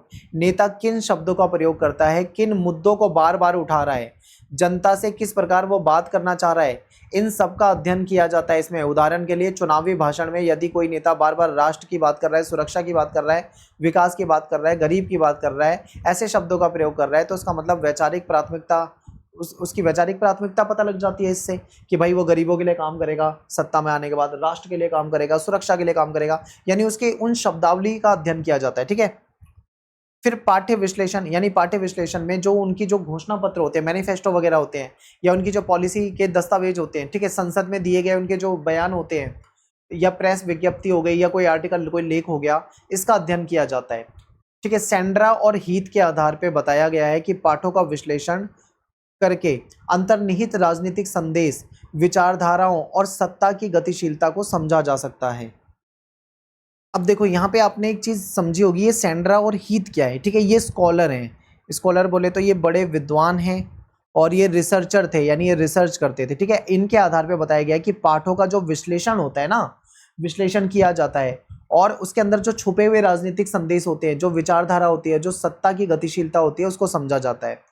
फिर मीडिया कवरेज का अध्ययन, यानी नेता की विचारधारा केवल उसके भाषण में नहीं होती, बल्कि मीडिया में उसकी छवि कैसी है, उसके विचारों की प्रस्तुति कैसे दिखाई देती है, इस पे भी होती है। समाचार पत्र हो गए, हमारे जो टीवी डिबेट होती है, सोशल मीडिया पे पोस्ट होती है, ऑनलाइन जो सामग्री होती है, इसका भी अध्ययन करके देखा जा सकता है कि किसी नेता के विचारों को किस तरीके से जनता के सामने मीडिया रखती है।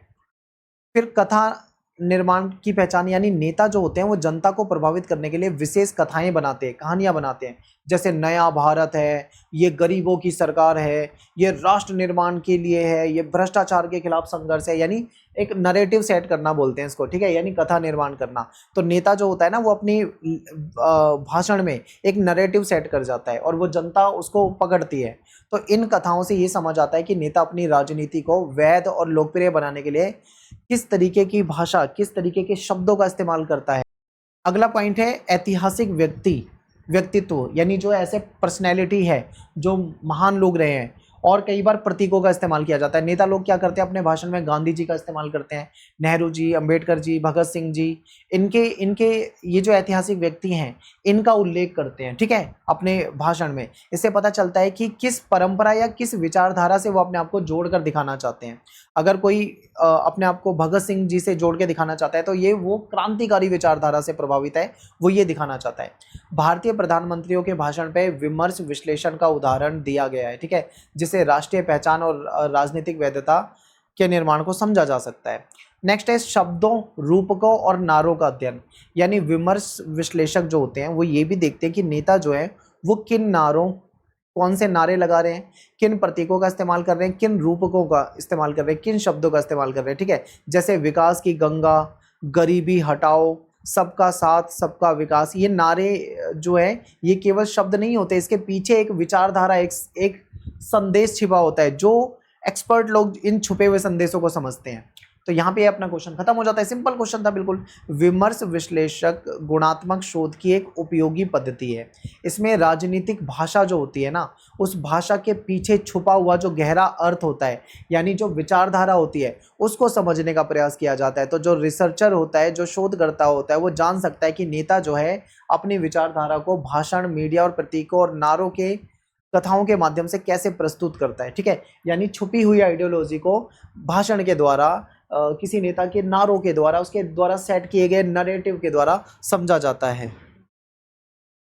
क्वेश्चन नंबर 8 देखिए, राजनीतिक जांच में अभिलेखीय अनुसंधान की भूमिका के बारे में आपको बताना है, इसका आलोचनात्मक मूल्यांकन करना है। ठीक है, यानी राजनीतिक जांच में अभिलेखीय अनुसंधान की क्या भूमिका होती है। तो देखिए, राजनीतिक जांच में अभिलेखीय अनुसंधान बहुत महत्वपूर्ण एक रिसर्च पद्धति मानी जाती है। ठीक है, शोध पद्धति मानी जाती है।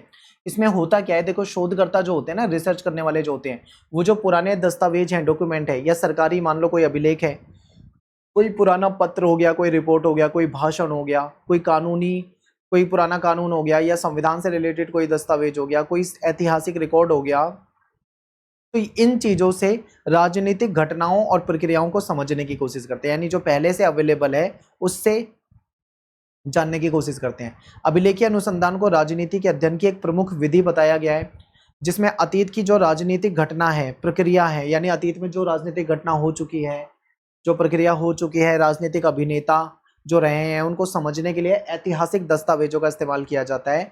ठीक है, तो इसी को हम क्या बोलेंगे, अभिलेखीय अनुसंधान कहते हैं।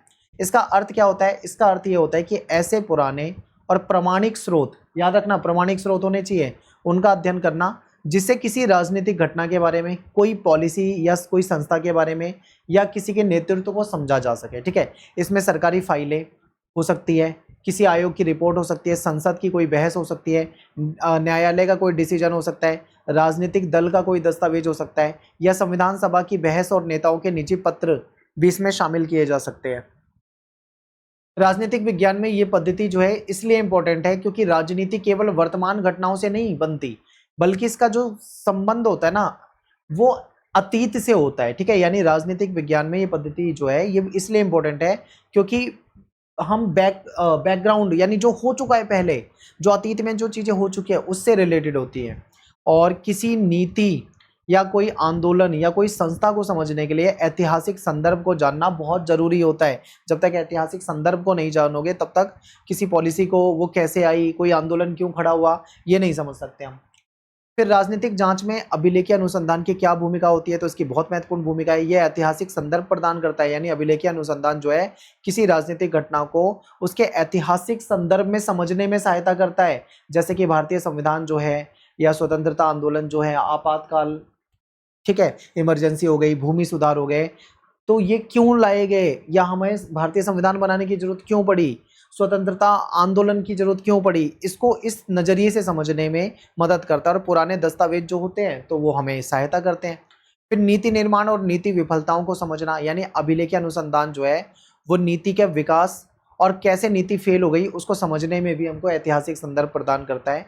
यानी इससे हमें ये समझने में मदद मिलती है कि कोई नीति क्यों बनाई गई थी, उसके पीछे कौन से राजनीतिक कारण थे, और उसका परिणाम क्या हुआ, क्या वो कामयाब हुई या वो कामयाब नहीं हुई, सब कुछ पता लग जाता है।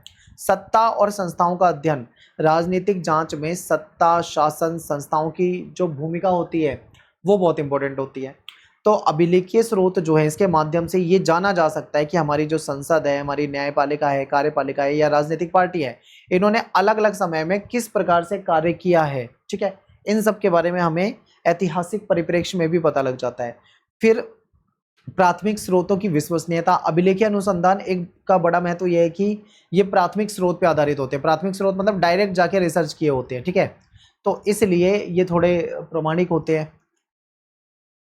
इसलिए शोधकर्ता केवल अनुमान या मौखिक कथन पर निर्भर नहीं रहता, बल्कि प्रमाणिक दस्तावेज उसके सामने होते हैं, उसके आधार पर निष्कर्ष निकालता है।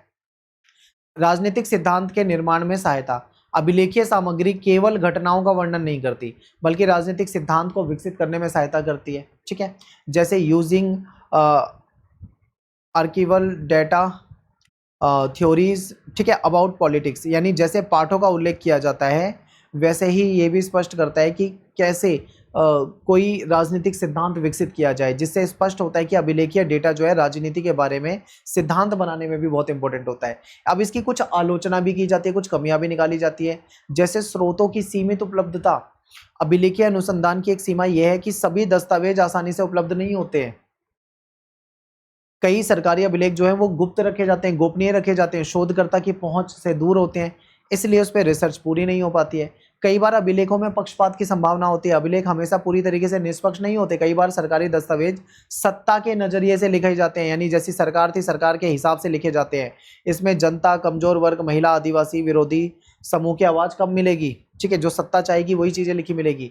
व्याख्या की समस्या, पुराने दस्तावेज की जो भाषा है, जो संदर्भ है, उसका जो उद्देश्य है, उसको समझना आसान नहीं होता है। यदि शोधकर्ता दस्तावेज की गलत व्याख्या कर ले, मान लो उसने कुछ पढ़ा, उसको सही से नहीं समझ पाया, गलत व्याख्या कर दी, तो पूरा का पूरा निष्कर्ष गलत हो जाएगा, पूरा अनुसंधान खराब हो जाएगा। ठीक है, फिर अन्य विधियों से मिलान की आवश्यकता है, यानी केवल अभिलेखीय स्रोतों पर निर्भर रहना ठीक नहीं है। निष्कर्ष को मजबूत बनाने के लिए उसका अन्य चीज़ों से मिलान करना चाहिए। साक्षात्कार हो गया, कोई फील्ड वर्क है, कोई डेटा है, कोई प्रवचन विश्लेषण है, तो उसके साथ उसको जोड़कर देखना है ताकि क्रॉस चेक हो जाए। ठीक है, लास्ट में आपको निष्कर्ष बताना है। अभिलेखीय अनुसंधान राजनीतिक जांच में बहुत इंपॉर्टेंट पद्धति है।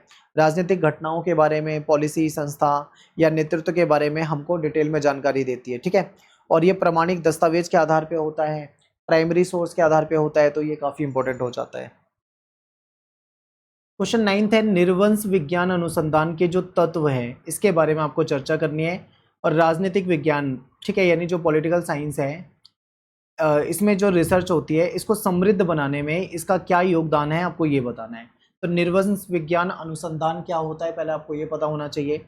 तो ये एक गुणात्मक जो शोध पद्धति है उसका एक महत्वपूर्ण पार्ट है। ठीक है, इसमें शोधकर्ता जो होता है किसी समुदाय के बारे में, जनता के किसी समुदाय, कोई समूह, कोई संगठन या कोई राजनीतिक क्षेत्र, ठीक है, वहां पे जाकर लोगों के व्यवहार का, उनके अनुभव का, उनकी मान्यताओं का, उनकी जो दैनिक जीवन है उसको निकट से समझने का प्रयास करता है। राजनीतिक विज्ञान में ये पद्धति जो है बहुत उपयोगी है, क्योंकि केवल संस्थाएं, चुनाव और नीतियों तक ये सीमित नहीं होता है, बल्कि आम लोगों के जीवन में भी, अनुभव और व्यवहार में भी ये दिखाई देता है। निर्वंश विज्ञान को राजनीति के अध्ययन में प्रयोग होने वाली प्रमुख विधि मानी जाती है। तो इसमें देखते हैं क्या क्या चीज़ें आती हैं। तो सबसे पहले इसके अर्थ को समझिए। तो इसका उद्देश्य होता है समाज का कोई समुदाय या उसकी परिस्थिति को समझना। इसमें शोधकर्ता केवल बाहर से निरीक्षण नहीं करता है, बल्कि लोगों के बीच में खुद जाएगा, उनके जीवन के बारे में, उनकी भाषा, उनकी संस्कृति, उनकी राजनीतिक विश्वास, उनका चुनावी व्यवहार, हर एक चीज़ को बहुत गहराई से अध्ययन करता है। जैसे मान लो कोई गांव है, गांव में चुनाव के समय में जाति, वर्ग या धर्म, स्थानीय नेता और विकास योजनाएं मतदाताओं को कैसे प्रभावित करती है, इसके लिए ये बहुत गहराई से अध्ययन करेगा, क्योंकि लोगों के बीच में जाके अध्ययन होता है, फील्ड वर्क होता है इसमें। ठीक है, फिर निर्वंश विज्ञान अनुसंधान के प्रमुख तत्व क्या होते हैं? फील्ड वर्क यानी क्षेत्र कार्य। तो इसमें क्या होता है, सबसे महत्वपूर्ण तत्व जो है वो क्षेत्र कार्य है। शोधकर्ता अध्ययन क्षेत्र में खुद जाता है, लोगों के बीच में समय बिताता है, वहाँ रहता है, उनसे बात करता है, उनको समझने की कोशिश करता है। ठीक है, लोग राजनीति को कैसे देखते हैं, किस आधार पर डिसीजन लेते हैं, सत्ता से उनका कैसा संबंध है, इसको देखा जाता है। निर्वंश विज्ञान के संदर्भ में फील्ड वर्क को चुनाव अध्ययन से जोड़कर भी देखा जाता है। फिर सहभागी अवलोकन, यानी इस पद्धति में शोधकर्ता केवल दर्शक नहीं है, बल्कि समुदाय के बीच में जा रहा है, भाग ले रहा है, पार्टिसिपेट कर रहा है। तो लोगों का पूरा पूरा इसमें पार्टिसिपेशन है। ठीक है, उदाहरण के लिए जैसे मान लो पंचायत की कोई बैठक है, चुनाव की कोई सभा है, कोई धरना, कोई रैली है, कोई ग्राम सभा में उपस्थित होकर शोधकर्ता राजनीतिक व्यवहार को डायरेक्ट देख रहा है, पूरा उसका पार्टिसिपेशन होता है उसमें। ठीक है, फिर गहन साक्षात्कार, यानी इसमें लोगों से बहुत गहराई से बात की जाती है, मतदाताओं से, नेता से, कार्यकर्ता से, महिला समूह, किसान, स्टूडेंट या स्थानीय समुदाय, इन लोगों से बातचीत की जाती है बहुत गहराई से, एक एक चीज़ उनसे पूछी जाती है, उनके अनुभव को समझा जाता है। फिर स्थानीय संदर्भ की समझ, यानी निर्वंश विज्ञान अनुसंधान जो है किसी घटना को उसके स्थानीय सामाजिक सांस्कृतिक संदर्भ में भी समझता है। ठीक है, उसके लोकल लेवल पे जाके उसको समझता है। इससे पता चलता है कि कोई राजनीतिक नीति या चुनावी मुद्दा जो है अलग अलग समुदाय में अलग अलग अर्थ क्यों रखता है। फील्ड्स नोट्स, शोधकर्ता क्षेत्र में रहते हुए अपने अनुभव, अपनी बातचीत, अपनी घटनाओं को रिकॉर्ड करता है, अवलोकन करता है और फिर फील्ड नोट्स बनाता है। ठीक है, विश्वास और निकटता। निर्वंश विज्ञान में शोधकर्ता जो होता है उसको समुदाय के साथ विश्वासपूर्ण संबंध बनाना पड़ता है। जब लोग शोधकर्ता पे भरोसा करते हैं तभी वो वास्तविक अनुभव कर पाएंगे, ठीक है, तभी अपने विचार खुलकर बता पाएंगे। अब लोगों को उस पर विश्वास ही नहीं है तो वो लोगों से क्वेश्चन पूछेगा, लोग उसको सही जवाब देंगे ही नहीं। फिर व्याख्यात्मक दृष्टिकोण, ये पद्धति केवल आंकड़े नहीं देती बल्कि व्याख्या करती है, चीजों को समझाती है कि आखिर कोई चीज है तो वो क्यों है, किसी चीज के पीछे कारण क्या है, कैसे उसको ठीक किया जा सकता है, ठीक है। राजनीति विज्ञान अनुसंधान को समृद्ध बनाने में इसका क्या योगदान है, तो ये राजनीति को जमीनी स्तर पे समझती है। यानी निर्वंश विज्ञान जो है राजनीति को केवल संसद में, सरकार या दलों के स्तर पे नहीं बल्कि आम लोगों के जो राजनीतिक अनुभव है उसके आधार पे समझती है। लोकल लेवल पे, ग्रास रूट बोलते हैं ना जिसे, जमीनी स्तर पे जाके समझती है।